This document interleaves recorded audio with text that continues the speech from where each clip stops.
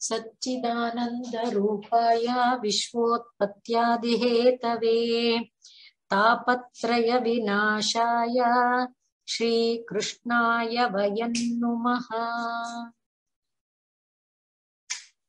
जन्माद्यस्य यतोऽन्वयादितरतश्चार्थेष्वभिज्ञस्वराट् तेने ब्रह्महृदाय आदिकवये मुह्यन्ति यत्सूरयः। तेजो वारिमृदां यथा विनिमयो यत्र त्रिसर्गो मृषा धाम्ना स्वेन सदा निरस्तकुहकं सत्यं परं धीमहि। यं प्रव्रजन्तमनुपेतमपेतकृत्यं द्वैपायनो विरह कातर आजुहाव पुत्रेति तन्मयतया तरवोऽभिनेदुः तं सर्वभूतहृदयं मुनिमानतोऽस्मि। निगमकल्पतरोर्गलितं फलं शुकमुखादमृतद्रवसंयुतं पिबत भागवतं रसमालयं मुहुरहो रसिका भुवि भावुकाः। श्रीमद्भागवताख्योऽयं प्रत्यक्षः कृष्ण एव हि स्वीकृतोऽसि मया नाथ मुक्त्यर्थं भवसागरात्। मनोरथो मदीयोऽयं सफलं सर्वथा त्वया निर्विघ्नेनैव कर्तव्यो दासोऽहं तव केशव।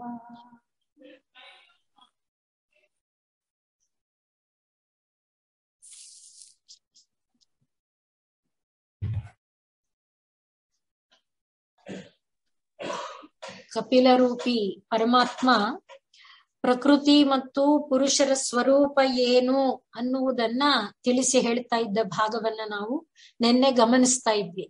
ಈ ಶರೀರದಲ್ಲಿ ಇರುವಂತಹ ಜ್ಞಾನೇಂದ್ರಿಯಗಳು, ಕರ್ಮೇಂದ್ರಿಯಗಳು, ಮನಸ್ಸು, ಬುದ್ಧಿ, ಚಿತ್ತ, ಅಹಂಕಾರ, ಹಾಗೆ ಅವುಗಳಿಗೆಲ್ಲ ಅಭಿಮಾನಿ ದೇವತೆ, ಅಧಿಷ್ಠಾತೃ ದೇವತೆಗಳು, ಅದೇ ರೀತಿಯಲ್ಲಿ ಮೇಲಿನ ಲೋಕಗಳು, ಆ ಲೋಕಗಳ ಸೃಷ್ಟಿಗೆ ಕಾರಣಕರ್ತರಾದವರು, ಆ ಲೋಕಗಳ ಅಧಿಪತಿಗಳು ಎಲ್ಲವೂ ಕೂಡ ಕೊನೆಗೆ ಬ್ರಹ್ಮ, ಸೃಷ್ಟಿಕರ್ತನಾದಂಥ ಬ್ರಹ್ಮ, ಹಾಗೆ ಆ ಸ್ಥಿತಿಕರ್ತನಾದಂಥ ವಿಷ್ಣು, ಲಯಕರ್ತನಾದಂಥ ರುದ್ರ, ಇವರೆಲ್ಲರಿಗೆ ಕಾರಣಭೂತನಾದಂಥ ವಿರಾಟ್, ಅದಕ್ಕೆ ಕಾರಣಭೂತವಾದ ಹಿರಣ್ಯ ಗರ್ಭಾಂಡ, ಈ ಎಲ್ಲವೂ ಕೂಡ ಪ್ರಕೃತಿನೇ. ಪರಮಾತ್ಮ ತಾನು ಆ ಪ್ರಕೃತಿಯನ್ನ ಆಶ್ರಯಿಸಿಕೊಂಡು ಈ ಎಲ್ಲವನ್ನ ನಿರ್ಮಾಣ ಮಾಡ್ತಾ ಇದ್ದಾನೆ. ಪ್ರಕೃತಿ ಮತ್ತು ಈ ಪುರುಷರ ಸಂಬಂಧ ಇದೆಯಲ್ಲ, ಈ ಪ್ರಕೃತಿ ಮತ್ತು ಪುರುಷರ ಸಂಬಂಧ ಹೇಗೆ ನೀರಿನಲ್ಲಿರುವಂತಹ ತಂಪುತನವನ್ನ, ಸೂರ್ಯನಲ್ಲಿರುವಂತಹ ತಾಪವನ್ನ ನಾವು ಸೆಪರೇಟ್ ಮಾಡಕ್ಕಾಗೋದಿಲ್ವೋ, ಬೇರೆ ಮಾಡಕ್ಕಾಗೋದಿಲ್ವೋ, ಆ ರೀತಿ ಇವರಿಬ್ಬರ ಒಂದು ಸಂಬಂಧ ಅವಿನಾಭಾವ ಅನ್ನುವಂತೆ ಇರುತ್ತೆ. ಆದ್ರೆ ಯಾವಾಗ ಪರಮಾತ್ಮನ ಕೃಪೆಯಾಗುತ್ತೆ ಆಗ ಪ್ರಕೃತಿ ಪುರುಷನಿಂದ ದೂರ ಚಲಿಸೋದಕ್ಕೆ ಆಗತ್ತೆ. ಅದಕ್ಕಾಗಿ ನಮಗೆ ಬೇಕಾದ್ದೇನಪ್ಪಾ ಅಂದ್ರೆ ಪ್ರಕೃತಿ ಮತ್ತು ಪುರುಷನ ಜ್ಞಾನದ ಅಗತ್ಯ ನಮಗಿದೆ. ಯಾವುದು ಪ್ರಕೃತಿ, ಪ್ರಕೃತಿ ಮಾಡ್ತಾ ಇರುವ ಕೆಲಸ ಏನು, ಪ್ರಕೃತಿ ಮಾಡುವ ಕೆಲಸನ ಪುರುಷ ಯಾತಕ್ಕಾಗಿ ನಾನು ನನ್ನದು ಅಂತ ಅನ್ಕೊಳ್ತಾ ಇದ್ದಾನೆ, ಈ ಎಲ್ಲವನ್ನು ಕೂಡ ತಿಳಿಸಿಕೊಟ್ಟಿದ್ದು 27ನೆಯ ಅಧ್ಯಾಯದಲ್ಲಿ ಕಪಿಲರೂಪಿ ಪರಮಾತ್ಮ ದೇವಹೂತಿಗೆ. ಆದ್ದರಿಂದ ಆ ಕರ್ಮದೋಷದಿಂದ ನಮಗೆ ಅಂದ್ರೆ ನಾನು ನನ್ನದು ಅಂತ ನಾವು ಭಾವಿಸ್ಕೊಳ್ಳೋದ್ರಿಂದ ಶರೀರಗತವಾಗಿರುವಂಥ ಈ ಇಂದ್ರಿಯಗಳು, ಮನಸ್ಸು, ಚಿತ್ತ, ಬುದ್ಧಿ ಈ ಎಲ್ಲವೂ ಕೂಡ ಪ್ರಕೃತಿನೇ ಅನ್ನೋದನ್ನ 27ನೇ ಅಧ್ಯಾಯದಲ್ಲಿ ವಿವರಿಸಿ, ಅವುಗಳ ನೆಲೆಯಲ್ಲಿ ನಾವು ಚಿಂತೆ ಮಾಡಿದಾಗ ಪ್ರಕೃತಿ ಮಾಡ್ತಾ ಇರುವ ಕರ್ಮವನ್ನ ಕರ್ತವ್ಯವನ್ನ ನಾನು ಮಾಡ್ತಾ ಇದ್ದೇನೆ ಅಂತ ಭಾವಿಸಿಕೊಂಡು ಅದರ ಫಲವನ್ನು ನಾನು ಅಂತ ಅನ್ಕೊಂಡು ಆದ್ರಿಂದಲೇ ವಿಮೂಢ ಆತ್ಮ ಈ ಪ್ರಕೃತಿಯ ಮೋಹಕ್ಕೆ ಒಳಗಾದವನಾಗಿ ಅವನು ಇದೆಲ್ಲ ನಾನು ಅಂತ ತಿಳ್ಕೊಳ್ತಾನೆ ಅನ್ನೋದನ್ನ ಹೇಳಿ ಅದರಿಂದ ನಮ್ಗೇನಾಗತ್ತೆ ಪದೇ ಪದೇ ಶರೀರ ಲಾಭ ಆಗ್ತಾ ಹೋಗುತ್ತೆ. ಈ ಜೀವ ಚೈತನ್ಯಕ್ಕೆ ಯಾವ ಒಂದು ಸ್ವಾತಂತ್ರ್ಯ ಇದೆ ಅಂದ್ರೆ ಪರಮೇಶ್ವರನ ಒಂದು ಸ್ವರೂಪನೇ ತಾನೇ ಇದು. ಆ ಪರಮೇಶ್ವರನ ಸ್ವರೂಪವಾಗಿದ್ದದ್ದು ತಾನು ಸ್ವಾತಂತ್ರ್ಯವನ್ನ ಕಳೆದುಕೊಂಡದ್ದಾಗಿ ಯಾವ ರೀತಿಯಲ್ಲಿ ಇರುತ್ತೆ, ಆ ಸ್ವಾತಂತ್ರ್ಯ ನಾಶ, ಶಾಂತಿ ನಾಶ, ಅದರಿಂದ ನಮಗೆ ಸಂಸಾರದಲ್ಲಿ ದುಃಖ ಈ ಎಲ್ಲವೂ ಕೂಡ ಬರ್ತಾ ಇರುತ್ತೆ. ಯಾವಾಗ ಪರಮಾತ್ಮನ ಒಂದು ಸ್ಮರಣೆಯನ್ನ ನಾವು ಪದೇ ಪದೇ ಮಾಡ್ತಾ ಹೋಗ್ತೇವೆ, ಪರಮಾತ್ಮನ ಸ್ಮರಣೆ ಮತ್ತೆ ಮತ್ತೆ ಆಗುವುದಕ್ಕೆ ಸತ್ಸಹವಾಸವನ್ನ, ಸತ್ಕಥಾ ಕಾಲಕ್ಷೇಪವನ್ನ, ಸತ್ಸಂಗವನ್ನ ನಾವು ಮಾಡ್ತಾ ಹೋಗ್ತೇವೆ. ಆಗ ತಾನೇ ಈ ಮನಸ್ಸು ಬುದ್ಧಿ ಅಹಂಕಾರಗಳಿಂದ ದೂರ ಆಗುತ್ತಾ ಕೊನೆಗೆ ಚಿತ್ತದಲ್ಲಿ ಇರುವಂತಹ ಈ ಚಿಂತೆಗಳಿದೆಯಲ್ಲ, ಯಾವ್ಯಾವ್ದು ನಾನು ಅನ್ನುವಂಥದ್ದು, ಆ ಎಲ್ಲವೂ ದೂರ ಆಗುತ್ತಾ ತೀವ್ರವಾದ ವಿರಾಗ, ಭೌತಿಕವಾದ ವಿಷಯದ ಕಡೆಯಲ್ಲಿ ಬಂದು ಪರಮಾತ್ಮನ ವಿಷಯದಲ್ಲಿ ತೀವ್ರವಾದ ವಿಶೇಷ ರಾಗ ಉಂಟಾಗಿ ಅಲ್ಲಿಂದ ಆ ಜೀವಿ ತಾನು ಈ ಶರೀರದ ಒಂದು ಬಂಧದಿಂದ ಬಿಡುಗಡೆಯನ್ನ ಹೊಂದುತ್ತಾನೆ ಅನ್ನುವಷ್ಟನ್ನ 27ನೆಯ ಅಧ್ಯಾಯದಲ್ಲಿ ಹೇಳಿ ಪರಮಾತ್ಮ ಮಂಗಳ ಮಾಡಿದ್ದ. ನಾವು 28ನೆಯ ಅಧ್ಯಾಯಕ್ಕೂ ಬಂದಿದ್ದೆವು. 28ನೆಯ ಅಧ್ಯಾಯದಲ್ಲಿ ಅಷ್ಟಾಂಗ ವಿಧಿ, ಯೋಗ ವಿಧಿಯನ್ನ ಪರಮಾತ್ಮ ವಿವರಿಸ್ತಾ ಇದ್ದಾನೆ ಅನ್ನೋದನ್ನ ಕೇಳಿಕೊಂಡಿದ್ವಿ. ಅಷ್ಟಾಂಗದಲ್ಲಿ ಯಮ ನಿಯಮ ಇವುಗಳನ್ನ ಹೇಳ್ತಾ ಯಮ ನಿಯಮಗಳನ್ನ ಸಾಧನೆ ಮಾಡೋದಕ್ಕೆ ಪ್ರಧಾನವಾಗಿ ಬೇಕಾದಂತಹ ಪ್ರಾಣಾಯಾಮವನ್ನ, ಪೂರಕ, ಕುಂಭಕ, ರೇಚಕ ಇವುಗಳನ್ನ ಅಭ್ಯಾಸ ಮಾಡ್ತಾ ಅದರಿಂದ ಶ್ವಾಸವನ್ನ ಗೆದ್ದು ಶ್ವಾಸದ ಮೇಲೆ ಹಿಡಿತವನ್ನ ಸಾಧಿಸಿ ಆ ವಾಯುವಿನಿಂದ ಮತ್ತೆ ಒಳಗಿರುವ ಅಗ್ನಿ ಅಂದ್ರೆ ಶಾರೀರಿಕವಾದ ಅಗ್ನಿ, ಅದರಿಂದ ಇದು ಜ್ವಲಿಸ್ತಾ ಹೇಗೆ ಲೋಹಗತವಾದಂತಹ ಕಲ್ಮಶಗಳು ದೂರ ಆಗುತ್ತೋ ಅಗ್ನಿಯ ಒಂದು ಸ್ಪರ್ಶದಿಂದ, ಹಾಗೆ ಅಗ್ನಿ ಪ್ರಜ್ವಲಿಸುವುದಕ್ಕೆ ವಾಯುವಿನ ತಿದಿಯನ್ನ ಒತ್ತುತ್ತಾ ಅಗ್ನಿ ಪ್ರಜ್ವಲಿಸ್ತಾ ಲೋಹದಲ್ಲಿರುವ ಕಲ್ಮಶ ದೂರ ಹೇಗಾಗುತ್ತೋ ಹಾಗೆ ಶಾರೀರಿಕವಾದ ಕಲ್ಮಶಗಳೆಲ್ಲವೂ ಕೂಡ ಈ ಪ್ರಕೃತಿಗೆ ಸಂಬಂಧಪಟ್ಟ ಸತ್ವ ರಜಸ್ ತಮೋ ಗುಣ, ಆ ಗುಣಗಳಿಂದ ನಮ್ಮಲ್ಲಿ ಉಂಟಾಗುವಂತಹ ಕಲ್ಮಶ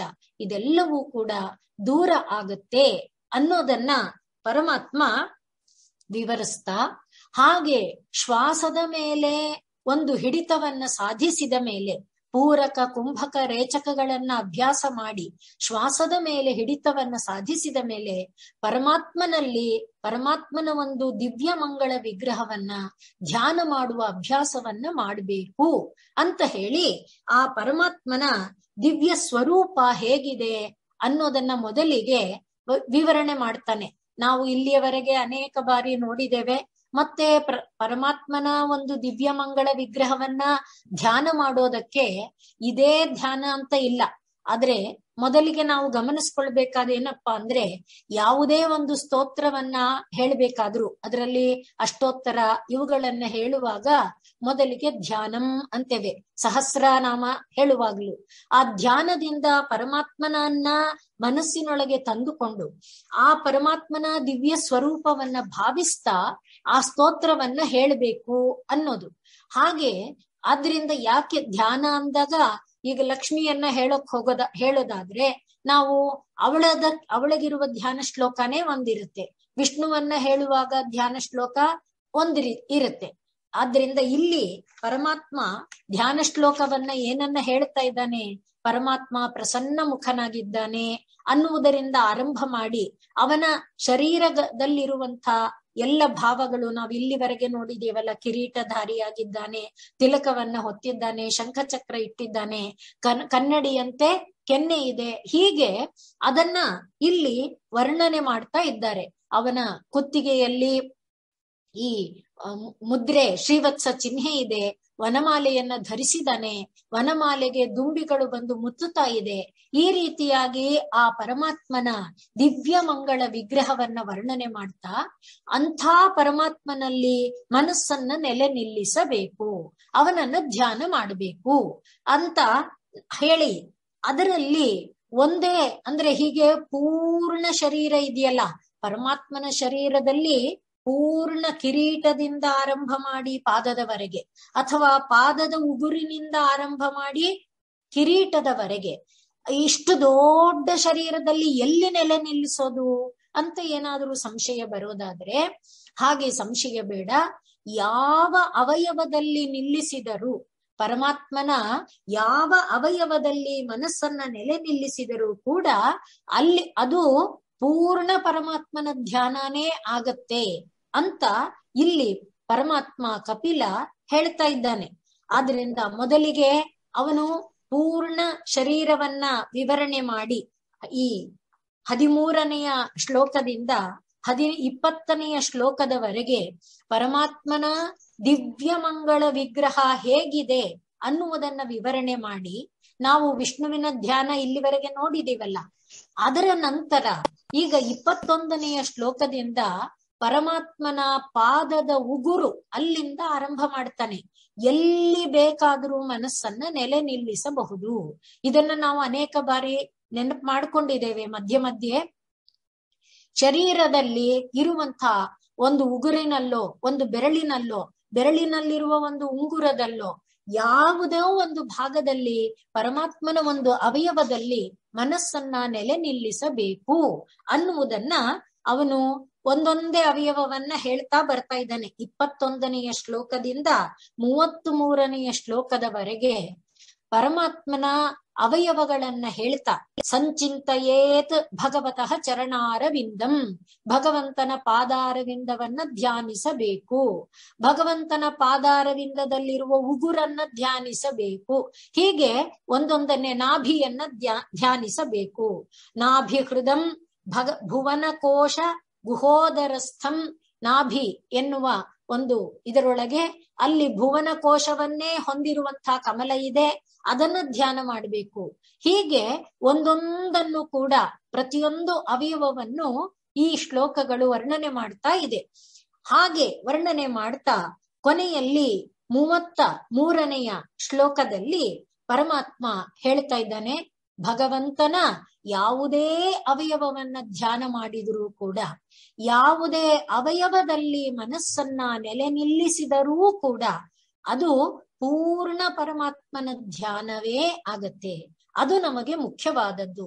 ಧ್ಯಾನ ಅಯನಂ ಪ್ರಹಸಿತಂ ಬಹುಲಾಧರೋಷ್ಠ ಭಾಸಾರುಣ ಆಯಿತ ತನು ದ್ವಿಜ ಕುಂದ ಪಂಕ್ತಿ ಧ್ಯಾಯೇತ್ ಸ್ವದೇಹ ಕುಹರೇ. ಹೀಗೆ ಪರಮಾತ್ಮನನ್ನ ಅವನ ಒಂದು ದಂತ ಪಂಕ್ತಿಯನ್ನು, ದ್ವಿಜಕುಂದ ಪಂಕ್ತಿ ಅಂದ್ರೆ ಬಿಳುಪಾದ ದಂತ ಪಂಕ್ತಿ, ಅದನ್ನು ಅವನ ಒಂದು ಓಷ್ಠ ತುಟಿಯನ್ನು ಯಾವುದನ್ನ ಬೇಕಾದ್ರೂ ಹೀಗೆ ಧ್ಯಾನ ಮಾಡ್ಬೇಕು. ಎಲ್ಲಿ ಮಾಡಬೇಕು? ದೇಹ ಕುಹರೆ, ಈ ದೇಹ ಎಂಬ ಗುಹೆಯೊಳಗೆ ಅವನು ಅವಸಿತ ಇದ್ದಾನೆ. ಅವನನ್ನ ಭಕ್ತಿಯಿಂದ ಧ್ಯಾನ ಮಾಡಬೇಕು. ಹಾಗೆ ಅವನನ್ನ ಧ್ಯಾನ ಮಾಡ್ತಾ ಇದ್ರೆ, ಈಗ ಹೇಳಿದ್ವಲ್ಲ, ಒಂದು ಉಗುರು ತುದಿ ಇರಬಹುದು, ಅವನ ಚರಣಾರವಿಂದ ಇರಬಹುದು, ಯಾವುದೂ ಇರಬಹುದು, ಆ ಒಂದು ಪೂರ್ಣ ಪರಮಾತ್ಮನ ಧ್ಯಾನವಾಗಿ ಪರಿಣಮಿಸುತ್ತೆ ಅಂತ ಭಗವಂತ ಹೇಳ್ತಿದ್ದಾನೆ. ಆದ್ರಿಂದ ನಾವು ತಿಳ್ಕೊಳ್ಬೇಕಾದ್ದೇನು, ಅಯ್ಯೋ ನಾನು ಬರೀ ಕಾಲು ನೋಡ್ತಾ ಇದ್ದೆ, ಅಷ್ಟರಲ್ಲಿ ದೇವ್ರು ಬಾಗಿಲು ಹಾಕ್ಬಿಟ್ರು, ಅಥವಾ ಆರ್ತಿನಲ್ಲಿ ನಾನು ಹೀಗ್ ನೋಡ್ತಾ ಇದ್ದೆ ಅನ್ನುವ ಅಷ್ಟಕ್ಕೆ ನಾವು ಗಾಬರಿ ಆಗ್ಬೇಕಾಗಿಲ್ಲ. ಯಾವ ಒಂದು ದಿವ್ಯ ಒಂದು ಅವಯವ ನಮಗೆ ದರ್ಶನ ಆಗಿದೆ, ಅದು ಭಗವಂತನ ಪರಿಪೂರ್ಣ ದರ್ಶನ ಅನ್ನುವುದಾಗಿ ನಾವು ಭಾವಿಸಬೇಕು ಅನ್ನೋದನ್ನ ಪರಮಾತ್ಮ ದೃಢಪಡಿಸ್ತಾ ಇದ್ದಾನೆ. ಹಾಗಾಗಿ ಎಲ್ಲಿ ಬೇಕಾದರೂ ಮನಸ್ಸನ್ನ ನಿಲ್ಲಿಸಿದರು ಅದು ಶರೀರ ಒಳಗೆ ಇರುವಂತ ಆ ಪೂರ್ಣ ಪರಮಾತ್ಮನ ದರ್ಶನವನ್ನ ಪಡೆದಂತೆ. ಅದರಿಂದ ದಿದೃಕ್ಷೇತ್, ಪರಮಾತ್ಮನನ್ನ ಪ್ರೀತಮನಾಹ ನ ಪೃಥಕ್ ದಿದೃಕ್ಷೇತ್ ಅಂತ ಹೇಳ್ತಿದ್ದಾರೆ. ಅಂದ್ರೆ ಇದು ಪರಮಾತ್ಮನಿಂದ ಒಂದು ಅವಯವ ಮಾತ್ರ ಆಯ್ತು, ನಾನು ಪೂರ್ಣ ನೋಡ್ಲಿಲ್ಲ ಅಂತ ಭಾಸ ಮಾಡ್ಕೋಬೇಕಿಲ್ಲ. ಅದು ಪೂರ್ಣ ಧ್ಯಾನವೇ. ಏವಂ ಈ ರೀತಿ ಹರೌ ಭಗವತಿ ಪ್ರತಿಲಬ್ಧ ಭಾವ, ಈ ರೀತಿ ಭಗವಂತನಲ್ಲಿ ಮನಸ್ಸನ್ನ ದೃಢವಾಗಿ ಗಟ್ಟಿಯಾಗಿ ನಿಲ್ಲಿಸಿದ ಮೇಲೆ ಪರಮಾತ್ಮನ ಒಂದೊಂದು ಅವಯವದಿಂದ ಸಾಗುತ್ತಾ ಪೂರ್ಣ ಪರಮಾತ್ಮನಲ್ಲಿ ಮನಸ್ಸನ್ನ ದೃಢವಾಗಿ ನಿಲ್ಲಿಸಿದ ಮೇಲೆ ಏನಾಗತ್ತಪ್ಪ, ಭಕ್ತಿ ತಾನು ದ್ರವಿಸುತ್ತೆ. ಭಕ್ತಿ ದ್ರವಿಸಿ ಆ ಹೃದಯದಲ್ಲಿ ರೋಮಾಂಚವಾಗುತ್ತೆ. ಮೈಯೆಲ್ಲ ಆ ಭಕ್ತ ಭಾವದಿಂದ ತುಂಬಿ ಅವನು ಆರ್ದ್ರ ಚಿತ್ತನಾಗುತ್ತಾನೆ. ಅವನಲ್ಲಿ ಪ್ರಮೋದ, ಆನಂದ ಆನಂದ ಆನಂದ ತುಂಬಿ ಹರಿತಾ ಇರುತ್ತೆ. ಮತ್ತೆ ಎಲ್ಲಿ ಭಗವಂತ ಈ ಜಾಗದಿಂದ ಹೊರಟೋಗ್ಬಿಡ್ತಾನೋ, ಭಗವಂತನಿಲ್ಲದೆ ನಾನು ಇರ್ಲಾರೇನಪ್ಪ ಅನ್ನುವಂಥ ಆರ್ದ್ರ ಉತ್ಕಂಠೆ, ಔತ್ಕಂಠ್ಯ ಅಂತ ಇದೆ. ಅವನನ್ನ ಅಗಲಿ ಇರಲಾಗದಂತ ಒಂದು ಭಾವ ಬಂದು ಬಾಷ್ಪ ಕಲಯ, ಕಣ್ಣೀರು ತುಂಬಿಕೊಳ್ಳುತ್ತೆ. ಮತ್ತೆ ಮತ್ತೆ ಭಗವಂತನನ್ನ ನೋಡ್ಬೇಕನ್ನುವ ಹಂಬಲ, ತುಡಿತ ಆರಂಭ ಆಗುತ್ತೆ. ಅವನನ್ನ ಕಣ್ಣು ಬಿಟ್ಟರೆ ಅವನೆಲ್ಲಿ ಹೋಗ್ಬಿಡ್ತಾನೋ, ಕಣ್ಣು ಮುಚ್ಚಿದರೆ ಎಲ್ಲಿ ಅವನು ಮರೆಯಾಗ್ಬಿಡ್ತಾನೋ, ಎಲ್ಲಿಂದ ನನ್ನ ಮನಸ್ಸು ಯಾವುದೋ ಒಂದು ಕಡೆಯಲ್ಲಿ ಭೌತಿಕವಾದ ಭಾವನೆಗೆ ಆಕರ್ಷಿತವಾಗಿಬಿಡುತ್ತೋ, ಯಾವ ಭೌತಿಕ ಶಬ್ದಕ್ಕೆ ನನ್ನ ಮನಸ್ಸು ಚಂಚಲವಾಗಿಬಿಡುತ್ತೋ ಅನ್ನುವ ಅಷ್ಟು ಗಳಿಗೆಯಲ್ಲಿ ಪರಮಾತ್ಮ ಎಲ್ಲಿ ತಪ್ಪಿ ಹೋಗಿಬಿಡ್ತಾನೋ ಅನ್ನುವ ಒಂದು ವಿರಹ ಭಾವದಿಂದ ಅವನು ಉತ್ಕಂಠೆಯನ್ನ ಅನುಭವಿಸ್ತಾನೆ. ಪರಮಾತ್ಮನಿಂದ ಅಗಲಲಾರದ ಒಂದು ಗಾಢ ಭಕ್ತಿ ಅವನಲ್ಲಿ ತಾನೇ ಉಂಟಾಗತ್ತೆ. ಆಗ ಏನಾಗತ್ತೆ, ಚಿತ್ತ ಬಡಿಶಂ ಶನಕೈ ಹಿವಿಯುಕ್ತೆ, ಯಾವ ಚಿತ್ತ ಒಂದು ಅಂಟ್ಕೊಂಡಿತ್ತಲ್ಲ ಅದು ಕೂಡ ಮೆಲ್ಲ ಮೆಲ್ಲ ಮೆಲ್ಲನೆ ಬಿಟ್ಟು ಸಾಗಿಬಿಡುತ್ತೆ. ಆಗ ನಮಗೆ ಪ್ರಕೃತಿಯ ಬಂಧವೂ ಇಲ್ಲ, ಪುರುಷನ ಬಂಧವೂ ಇಲ್ಲ. ಪ್ರಕೃತಿ ಪುರುಷನನ್ನು ಬಂಧಿಸುವುದು ಕೂಡ ಇರುವುದಕ್ಕೆ ಸಾಧ್ಯವೇ ಇಲ್ಲ. ಆದ್ರಿಂದ ಆಗ ಅವನು ಮುಕ್ತಾಶ್ರಯ, ಅವನಿಗೆ ಯಾವ ಒಂದು ಬಂಧ ಇಲ್ಲ. ಈಗ ಅವನಿಗೆ ಶರೀರದ ಬಂಧ ಇಲ್ಲ, ಶರೀರದಲ್ಲಿರುವಂತಹ ಇಂದ್ರಿಯ ಮನಸ್ಸು ಬುದ್ಧಿಗಳ ಬಂಧ ಇಲ್ಲ, ಸತ್ವರಜಸ್ತಮೋ ಗುಣಗಳ ಬಂಧ ಇಲ್ಲ. ಅವನು ನಿರ್ವಿಷಯನಾಗಿ, ಅಂದ್ರೆ ಶಬ್ದ ಸ್ಪರ್ಶ ರೂಪ ರಸಗಂಧಾದಿಗಳ ಆಕರ್ಷಣೆಗೆ ಒಳಗಾಗದೆ ಸದಾ ಕಾಲ ಪರಮಾತ್ಮ ಭಾವದಲ್ಲಿ ತುಂಬಿ ಆನಂದ ತುಂದಿಲನಾಗಿ ಇರ್ತಾನೆ. ಆಗ ಅವನಿಗೆ ಎಲ್ಲೆಲ್ಲೂ ಪರಮಾತ್ಮ, ಎಲ್ಲವೂ ಪರಮಾತ್ಮ. ಅವನ ಪರಮಾತ್ಮನನ್ನ ಬಿಟ್ಟು ಅವನಿಗೆ ಬೇರೊಂದು ಕಾಣದಂತ ಒಂದು ಸ್ಥಿತಿ ತನ್ನಿಂದ ತಾನು ಒದಗುತ್ತೆ. ದೇಹಂಚ ತಂ ನ ಚರಮ ಸ್ಥಿತ ಮುತ್ಥಿತಂ ವಾ ಸಿದ್ಧೋ ವಿಪಶ್ಯತಿ. ಆಗ ಅವನು ಈ ದೇಹವನ್ನ ದೇಹವಾಗಿ ನೋಡಲ್ಲ, ಪರಮಾತ್ಮನದಾಗಿ ಕಾಣುತ್ತಾನೆ. ಅವನ ಕಣ್ಣು ತೆರೆದಾಗ ಏನೇನು ಕಾಣುತ್ತೆ ಅದು ಪರಮಾತ್ಮವಾಗುತ್ತೆ, ಕಣ್ಣು ಮುಚ್ಚಿದಾಗ ಏನೇನು ಕಾಣುತ್ತೆ ಅದೆಲ್ಲ ಪರಮಾತ್ಮವಾಗಿ ಕಾಣುತ್ತೆ. ಈ ರೀತಿಯಲ್ಲಿ ಅವನು ಸದಾ ಪರಮಾತ್ಮ ಭಾವದಿಂದ ಕೂಡಿ ದೈವಾದುಪೇತಂ ಅಥ ದೈವವಶಾದಪೇತಂ, ಶರೀರ ದೊರಕಿದೆಯಾ ಅದು ದೈವದಿಂದ. ಶರೀರಕ್ಕೆ ಸಂಬಂಧಪಟ್ಟಂತೆ ಮಕ್ಕಳು, ಮಡದಿ, ಮನೆ, ಮಠ ಇತ್ಯಾದಿ ದೊರಕಿದೆಯಾ ಅದು ದೈವದಿಂದ ದೊರಕಿದೆ. ಅದು ಹೋಯ್ತಾ ದೈವದಿಂದ ಹೋಗಿದೆ. ಹೀಗೆ ಯಾವುದಕ್ಕೂ ಕೂಡ ಅವನು ಹಿಗ್ಗುವುದು ಕುಗ್ಗುವುದನ್ನ ಮಾಡ್ಕೊಳ್ಳಲ್ಲ. ಪರಮಾತ್ಮನನ್ನ ತನ್ನ ಒಂದು ಭಾವದೊಳಗೆ ಇಟ್ಟುಕೊಂಡು ಆ ಪರಮಾತ್ಮ ಭಾವದಲ್ಲಿದ್ದು ಯಾವುದು ಬಂತು ಯಾವುದು ಹೋಯ್ತು, ಯಾವುದು ನಾನು ಯಾವುದು ನನ್ನದು ಈ ಭಾವನೆಯೇ ಮರೆತು ಬಿಡ್ತಾನೆ. ಹಾಗಾಗಿ ಅವನಿಗೆ, ಕುಡುಕನಾದವನಿಗೆ, ಅವನು ದಾರಿನಲ್ಲಿ ಎಲ್ಲೋ ಬಿದ್ದಿರ್ತಾನೆ, ಮೋರಿನಲ್ಲಿ ಬಿದ್ದಿರ್ಬಹುದು, ಕಲ್ಲು ಮುಳ್ಳುಗಳ ಮೇಲೆ ಬಿದ್ದಿರ್ಬಹುದು. ಅವನಿಗೆ ಇದು ಕಲ್ಲು ಮುಳ್ಳು ಅಂತ ಗೊತ್ತಿಲ್ಲ, ತನ್ನ ಮನೆ ಅಂತ ಅನ್ಕೊಂಡಿರ್ತಾನೆ. ತಾನು ಆ ರೀತಿಯಾಗಿ ಅವನಿಗೆ ತಾನು ಇರುವ ಜಾಗ ಯಾವುದು, ತಾನು ಎಲ್ಲಿ ಬಿದ್ದಿದ್ದೇನೆ, ತನ್ನ ಮೈ ಮೇಲೆ ಬಟ್ಟೆ ಇದೆಯಾ ಇಲ್ವಾ ಹೇಗೆ ಗೊತ್ತಾಗಲ್ಲ. ಹಾಗೆ ಅವನು ಉನ್ಮತ್ತನಂತೆ, ಪಾನಮತ್ತನಂತೆ ಸದಾ ಭಗವದ್ಭಾವ ತುಂಬಿಲನಾಗಿ ಇರ್ತಾನೆ. ನಾವು ಇತ್ತೀಚಿನ ದೃಷ್ಟಾಂತಗಳಲ್ಲಿ ಶ್ರೀರಾಮಕೃಷ್ಣರನ್ನ, ಹಾಗೆ ಇವರು ಚೈತನ್ಯ ಮಹಾಪ್ರಭುಗಳು, ಅವರಂತೂ ಅದು ಎಷ್ಟು ಹುಣ್ಣಿಮೆ ಚಂದ್ರನನ್ನ ನೋಡಿದರೆ, ನೀರಿನ ಜುಳುಜುಳುನಾದ ಕೇಳಿದರೆ, ಯಮುನಾ ಯಾವನಾದ ಕೇಳಿದ್ರೆ ಅದು ಯಮುನೆ ಅವರ ಪಾಲಿಗೆ. ಯಾವಾಗ ನೋಡಿದ್ರು ಕೃಷ್ಣ ಭಾವದಲ್ಲೇ ತುಂಬಿರ್ತಾ, ಎಷ್ಟೊಂದು ಬಾರಿ ಮುಳ್ಳುಗಳ ಮೇಲೆಲ್ಲಾ ಬಿದ್ದು ಮೈಯೆಲ್ಲಾ ತರ್ಚಿಸ್ಕೊಂಡು ಎಲ್ಲೋ ಜಾಗದಲ್ಲಿ ಬಿದ್ದು ಆ ಭಾವ ಪರಮಾತ್ಮ ಭಾವ ತುಂಬಿ ಹೋಗ್ಬಿಡತ್ತೆ. ಹಾಗೆ ಅವನು ತನ್ನ ಮೈ ಮೇಲೆ ವಸ್ತ್ರ ಇದೆಯಾ ಇಲ್ವಾ ಅನ್ನುವ ಪ್ರಜ್ಞೆ ಕೂಡ ಇಲ್ಲದಂತ ಒಂದು ಸ್ಥಿತಿಯನ್ನ ಹೊಂದಿಬಿಡ್ತಾನೆ. ಆಗ ಅವನಿಗೆ ಯಥಾ ಪುತ್ರಾಚ್ಚ ವಿತ್ತಾಚ್ಚ ಪೃಥಂಗ್ ಪ್ರತೀಯತೆ, ತನ್ನ ಮಗ, ತನ್ನ ಮನೆ, ತನ್ನ ದುಡ್ಡು, ತನ್ನ ಕಾಸು, ತನ್ನ ಆಸ್ತಿ ಅಂತ ಬೇರೆ ಬೇರೆಯಾಗಿ ಕಾಣ್ತಾ ಇರ್ತಾನಲ್ಲ, ಈಗ ಅವನಿಗೆ ಬೇರೆಯಾಗಿ ಏನೂ ಕಾಣಲ್ಲ, ಎಲ್ಲ ಪರಮಾತ್ಮವಾಗಿ ಅವನಿಗೆ ಕಾಣುತ್ತೆ. ಹಾಗೆ ಯಥಾ ಉಲ್ಮುಖಾತ್, ಇದು ವಿಸ್ಫುಲಂಗಾತ್ ಧೂಮಾದ್ವಾಪಿ ಸ್ವಸಂಭವಾತ್, ಅಗ್ನಿಯಿಂದ ಅಗ್ನಿ ಈ ಇಂಧನದಿಂದ ಮೇಲ್ಮೇಲಕ್ಕೆ ಬರ್ತಾ ಇದೆ. ಅಲ್ಲಿ ಇಂಧನ ಬೇರೆ ಇದೆ, ಇಂಧನ ಅಂದ್ರೆ ಸೌದೆ ಇತ್ಯಾದಿಗಳು, ಅದಕ್ಕೆ ನಾವು ಹಾಕಿದಂತ ಜ್ವಾಲೆ ಬೇರೆ ಇದೆ, ಆ ಜ್ವಾಲೆ ಪ್ರಜ್ವಲಿಸುವುದಕ್ಕೆ ಹಾಕಿದಂತ ತುಪ್ಪ ಅಥವಾ ಹವಿಸ್ಸು ಇತ್ಯಾದಿಗಳಿದೆ, ಅದರಿಂದ ಮೇಲೆದ್ದ ಬಂದಂತ ಜ್ವಾಲೆಗಳಿದೆಯಲ್ಲ, ನಾನಾ ವಿಧವಾದ ಕೆನ್ನಾಲಿಗೆಗಳು, ಅದು ಬೇರೆ ಇದೆ. ಆ ಕೆನ್ನಾಲಿಗೆಗಳ ಮಧ್ಯದಲ್ಲಿ ಕಿಡಿಕಿಡಿಗಳು ಬರ್ತಾ ಇದೆ, ಚಿಟಿ ಚಿಟಿ ಅನ್ನುವ ಏನೇನೆಲ್ಲ ಇದೆಯಲ್ಲ, ಅದು ಯಾವುದು ಪೃಥಕ್ಕಾಗಿ ಇಲ್ಲ, ಎಲ್ಲವೂ ಅಗ್ನಿಮಯ. ಆ ರೀತಿಯಲ್ಲಿ ಭೂತ, ಇಂದ್ರಿಯ, ಅಂತಃಕರಣ, ಆತ್ಮ ಪ್ರಧಾನಾತ್ ಜೀವ ಸಂಜ್ಞಿತಾತ್, ಜೀವ ಅನ್ನುವುದು ಯಾವುದಪ್ಪ ಅಂದ್ರೆ ಅದು ಮೊದಲಿಗೆ ಮನಸ್ಸಿನ ಒಂದು ಆತ್ಮ ಅಂದ್ರೆ ಇಲ್ಲಿ ಮನಸ್ಸನ್ನ ಹೇಳ್ತಾ ಇದ್ದಾರೆ.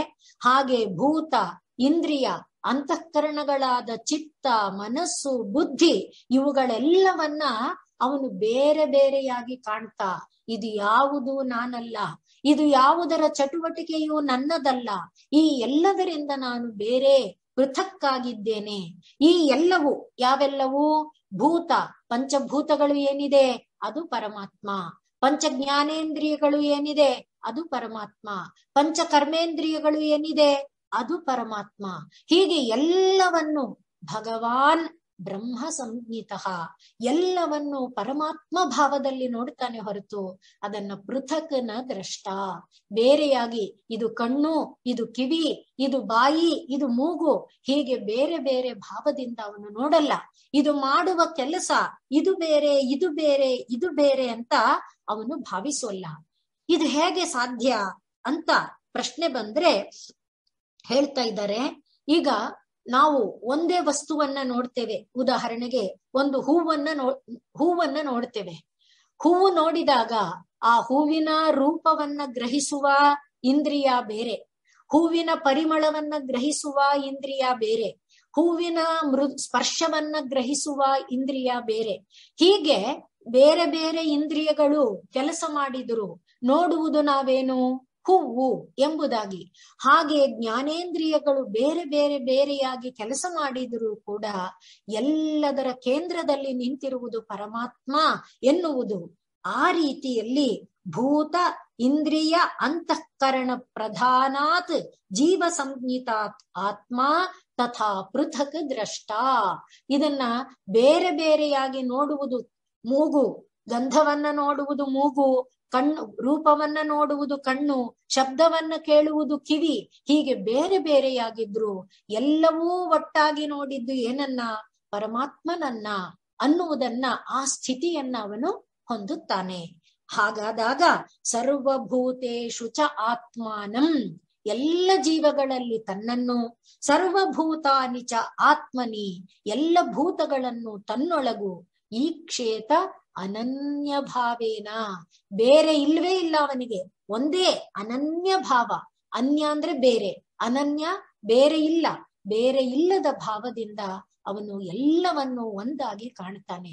ಭೂತಗಳೊಳಗೆ ಕೂಡ ಆ ಪರಮಾತ್ಮನನ್ನೇ ಅವನು ಕಾಣ್ತಾನೆ. ಅದಕ್ಕೆ ನಾವು ನೋಡಿದ ದೃಷ್ಟಾಂತ ಹೂವು, ಹೂವಿನಲ್ಲಿರುವ ಗಂಧ, ಹೂವಿನ ರೂಪ, ಹೂವಿನ ಆಕಾರ, ಹೂವಿನ ಬಣ್ಣ, ಹೀಗೆ ಬೇರೆ ಬೇರೆಯಾಗಿ ಗ್ರಾಹ್ಯ, ಹೂವಿನ ಸ್ಪರ್ಶ, ಹೂವಿದ್ದಂಥ ಜಾಗ, ಹೂವಿನ ಮೇಲೆ ಇದ್ದಂಥ ದುಂಬಿಯ ನಾದ, ಈ ತರ ಏನೇನಿದ್ರು ಆ ಎಲ್ಲವೂ ಕೂಡ ಬೇರೆಯಾಗಿ ಬೇರೆ ಇಷ್ಟು ಇಂದ್ರಿಯಗಳು ಒಂದಾಗಿ ಗ್ರಹಿಸುವಂತೆ ಆ ಪರಮಾತ್ಮ ಭಾವವನ್ನ ಒಂದಾಗಿ ಗ್ರಹಿಸ್ತಾನೆ. ಹಾಗಾಗಿ ಸ್ವಯೋನಿಷು ಯಥಾ ಜ್ಯೋತಿರೇಕಂ ನಾನಾ ಪ್ರತೀಯತೆ ಯೋನೀನಾಂ ಗುಣವೈಷಮ್ಯಾತ್ ತಥಾ ಆತ್ಮ ಪ್ರಕೃತೌ ಸ್ಥಿತಃ. ಹೇಗೆ ದೀಪ ಇದೆ. ದೀಪವನ್ನ ನಾವು ಬೆಳ್ಳಿಯ ಹಣತೆ ಅಥವಾ ಹಿತ್ತಾಳೆ ಹಣತೆ, ಕಂಚಿನ ಹಣತೆ, ಮಣ್ಣಿನ ಹಣತೆ, ಮತ್ತೆ ದೊಡ್ಡ ದೀಪ, ಚಿಕ್ಕ ದೀಪ, ಒಂದು ಪುಟ್ಟ ಆಕೃತಿಯ ದೀಪ, ಕಾಮಾಕ್ಷಿ ದೀಪ, ನಂದಾ ದೀಪ, ಹೀಗ್ ಬೇರೆ ಬೇರೆ ಏನೇನು ಇದರಲ್ಲಿ ಹಚ್ಚಿದ್ರು ಜೊತೆಲಿರೋದೇನು ದೀಪ ದೀಪ ದೀಪ ದೀಪ ದೀಪ. ಹಾಗೆ ಅದು ಬೇರೆ ಬೇರೆಯಾಗಿ ಏನೇನೇ ಇದ್ರೂ ಕೂಡ ಆ ಎಲ್ಲವೂ ಕೂಡ ದೀಪ ಎಂಬುದಾಗಿ ಒಂದು ಉಳಿಯುತ್ತಲ್ಲ. ಅದೇ ರೀತಿಯಲ್ಲಿ ತಸ್ಮಾದಿಮಾಂ ಸ್ವಾಂ ಪ್ರಕೃತಿಂ ದೈವೀಂ ಸದಸದಾತ್ಮಿಕಾಂ ದುರ್ವಿಭಾವ್ಯಾಂ ಪರಾಭಾವ್ಯ. ಈ ಪ್ರಕೃತಿ ಇದ್ದಾಳಲ್ಲ, ಇವಳನ್ನ ಸುಲಭವಾಗಿ ನಾವು ಸೋಲಿಸಕ್ಕಾಗಲ್ಲ, ಗೆಲ್ಲಕ್ಕಾಗಲ್ಲ, ವಶ ಮಾಡ್ಕೊಳ್ಳಕ್ಕಾಗಲ್ಲ, ಅರ್ಥ ಮಾಡ್ಕೊಳ್ಳೋದಂತೂ ಸಾಧ್ಯವೇ ಇಲ್ಲ. ಆದ್ದರಿಂದ ನಾವು ಮಾಡ್ಬೇಕಾದ್ದೇನಪ್ಪಾ ಅಂದ್ರೆ ಇದು ಪರಮಾತ್ಮ, ಇದು ಪರಮಾತ್ಮ, ಇದು ಪರಮಾತ್ಮ, ಇದು ಪರಮಾತ್ಮನದು, ಇದು ಪರಮಾತ್ಮನದು, ಇದು ಪರಮಾತ್ಮನದು ಅಂತ ತಿಳಿಬೇಕಮ್ಮ. ಅದಕ್ಕೋಸ್ಕರನೇ ಅಲ್ಲಿಂದ ಆರಂಭ ಮಾಡಿದ್ದು. ಎಲ್ಲಿಂದ? ಪರಮಾತ್ಮ ವೈಷ್ಣವೀ ಮಾಯೆಯನ್ನ ತನ್ನದಾಗಿಸಿಕೊಂಡು ಅಂತ ಅಲ್ಲಿಂದ ಆರಂಭ ಮಾಡಿದ್ದು ಇದಕ್ಕೋಸ್ಕರ. ಆದ್ರಿಂದ ಈ ಭೂತಗಳಾಗಲಿ ಇಂದ್ರಿಯಗಳಾಗಲಿ ಯಾವುದೂ ಪರಮಾತ್ಮನಿಗಿಂತ ಬೇರೆ ಅಲ್ಲ. ಅದನ್ನ ಪಡಿಬೇಕಾದ್ರೆ ಏನ್ ಮಾಡ್ಬೇಕು? ಮೊದಲಿಗೆ ಜಿತಶ್ವಾಸನಾಗಬೇಕು, ಜಿತಶ್ವಾಸಕ್ಕೆ ಪ್ರಾಣಾಯಾಮ ಮಾಡಬೇಕು, ಆ ನಂತರ ಧ್ಯಾನ ಮಾಡಬೇಕು. ಇದಿಷ್ಟನ್ನ ಮಾಡುವುದಕ್ಕೆ ನಮಗೆ ಸತ್ಸಂಗ ಬೇಕು ಅನ್ನುವುದನ್ನ ಪರಮಾತ್ಮ ಈ ಒಂದು 28ನೆಯ ಅಧ್ಯಾಯದಲ್ಲಿ ತೋರಿಸಿಕೊಟ್ಟ, ತಾಯಿಗೆ ತಿಳಿಸಿಕೊಟ್ಟ. ಹೀಗೆ 28ನೆಯ ಅಧ್ಯಾಯವನ್ನ ಮಂಗಳ ಮಾಡಿದ.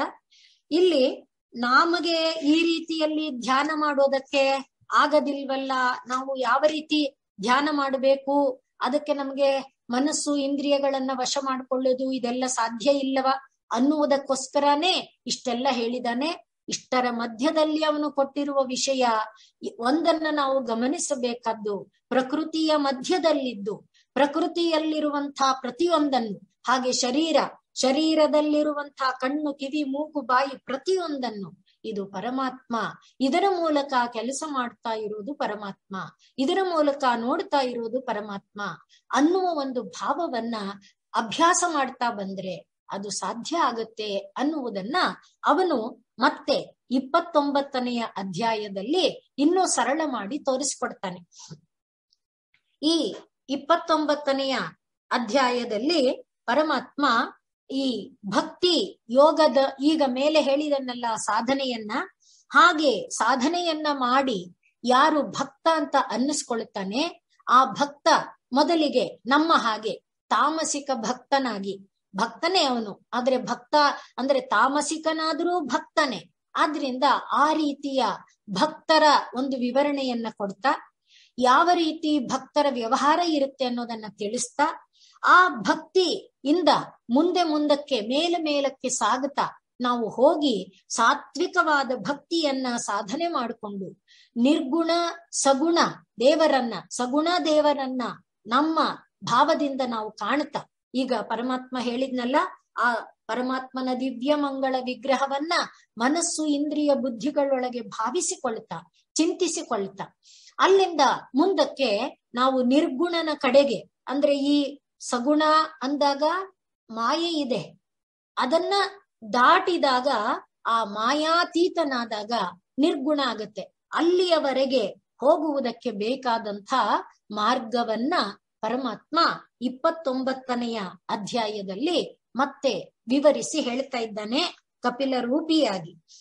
ಆದ್ರಿಂದ ಈ ಮೊದಲಿಗೆ ಮಹತ್ತು, ಅಹಂಕಾರ ಇವುಗಳ ಒಂದು ಸ್ವರೂಪವನ್ನ ನಾವು ತಿಳ್ಕೊಂಡಾಗ ಅದರಿಂದ ಭಕ್ತಿಯ ಕಡೆಗೆ ಹೋಗೋದು ಸುಲಭ ಅನ್ನುವುದನ್ನ ಇದು ದೃಢಪಡಿಸಿ ಈಗ ದೇವಹೂತಿ ಮಾಡಿದ ಪ್ರಶ್ನೆಗೆ ಉತ್ತರವಾಗಿ ಭಗವಂತ ಹೇಳ್ತಾ ಇದ್ದಾನೆ, ಅಮ್ಮ, ಈ ಒಂದು ಸಾಧನೆಗೆ ಭಕ್ತಿಯೇ ಪ್ರಧಾನ.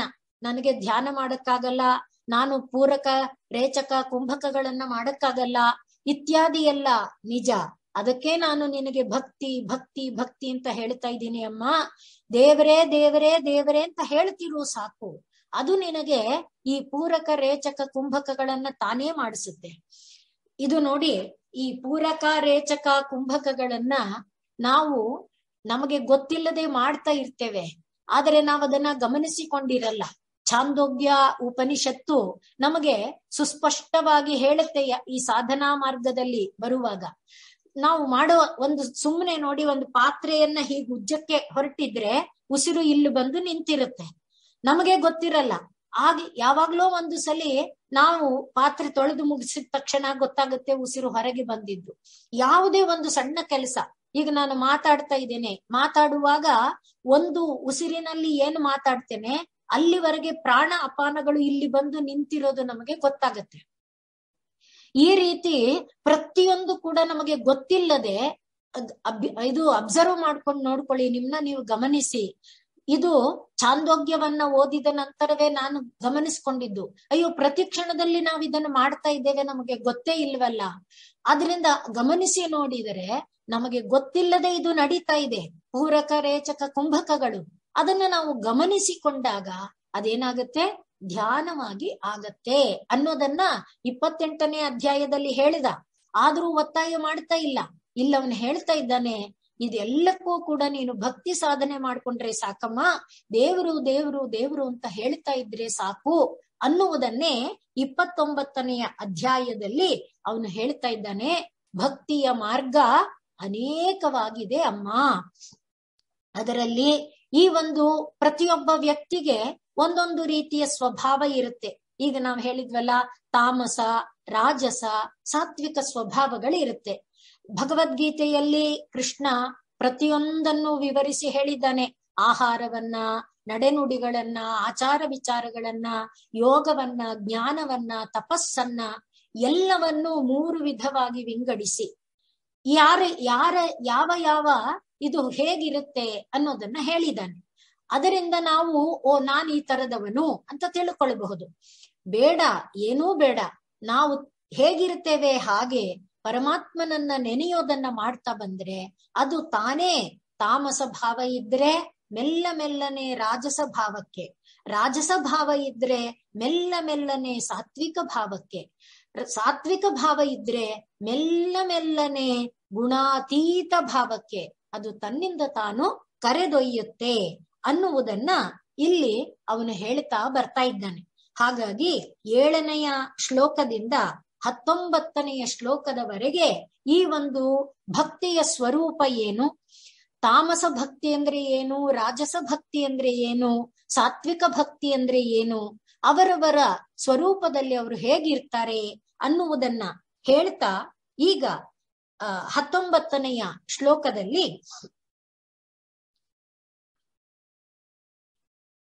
29ನೇ ಅಧ್ಯಾಯದಲ್ಲಿ 19ನೆಯ ಶ್ಲೋಕದಲ್ಲಿ ಪರಮಾತ್ಮ ಹೇಳ್ತಾ ಇದ್ದಾನೆ. ಮದ್ಧರ್ಮಣೋ ಗುಣೈಹಿ ಏತೈಹಿ ಪರಿಸಂಶುದ್ಧ ಆಶಯ. ಸತ್ವ ಎನ್ನುವುದು, ರಜಸ್ ಎಂಬುದು, ತಮಸ್ ಎಂಬುದು ಪರಮಾತ್ಮನೇ. ಆದರೆ ಇಲ್ಲಿ ಗಮನಿಸಿದ್ದು ನೋಡಿ, ಮದ್ಧರ್ಮಣ, ಪರಮಾತ್ಮ ಪರಮಾತ್ಮ ಪರಮಾತ್ಮ ಪರಮಾತ್ಮ ಅಂತ ಆ ಪರಮಾತ್ಮ ಧರ್ಮ ತುಂಬಿಕೊಂಡು ಬಿಟ್ರೆ ಈ ಗುಣಗಳಿದೆಯಲ್ಲ, ಯಾವುದು ಸತ್ವ, ರಜಸ್ಸು, ತಮಸ್ಸು, ಅದು ಶುದ್ಧವಾಗಿ ಬಿಡುತ್ತೆ. ಆ ತಾಮಸ ಭಾವ ತೊಳ್ಕೊಂಡು ಹೋಗುತ್ತೆ. ರಾಜಸ ಭಾವ, ಆಶಯ ಅಂದ್ರೆ ರಾಜಸ ಭಾವ ಅದು ತೊಳೆದು ಹೋಗುತ್ತೆ. ಆ ಸಾತ್ವ ಭಾವ, ಸಾತ್ವಿಕ ಭಾವ ಅದೂ ತೊಳೆದು ಹೋಗುತ್ತೆ. ಆಗ ಪುರುಷಸ್ಯ ಅಂಜಸ ಅಭ್ಯೇತಿ ಶ್ರುತಮಾತ್ರ ಗುಣಂ ಹಿಮಾಂ. ಆಗ ಪರಮಾತ್ಮ ಪೂರ್ಣವಾಗಿ ಜೀವಿ ಪೂರ್ಣವಾಗಿ ಪರಮಾತ್ಮ ಭಾವದಲ್ಲೇ ಮುಳುಗಿ ಬಿಡ್ತಾನೆ, ತುಂಬಿ ಬಿಡ್ತಾನೆ. ಯಥಾ ವಾತರಥೋ ಘ್ರಾಣಮಾವೃಂಕ್ತೆ ಗಂಧ ಆಶಯಾತ್ ಏವಂ ಯೋಗರತಂ ಚೇತಃ ಆತ್ಮಾನಂ ಅವಿಕಾರಿ ಯತ್.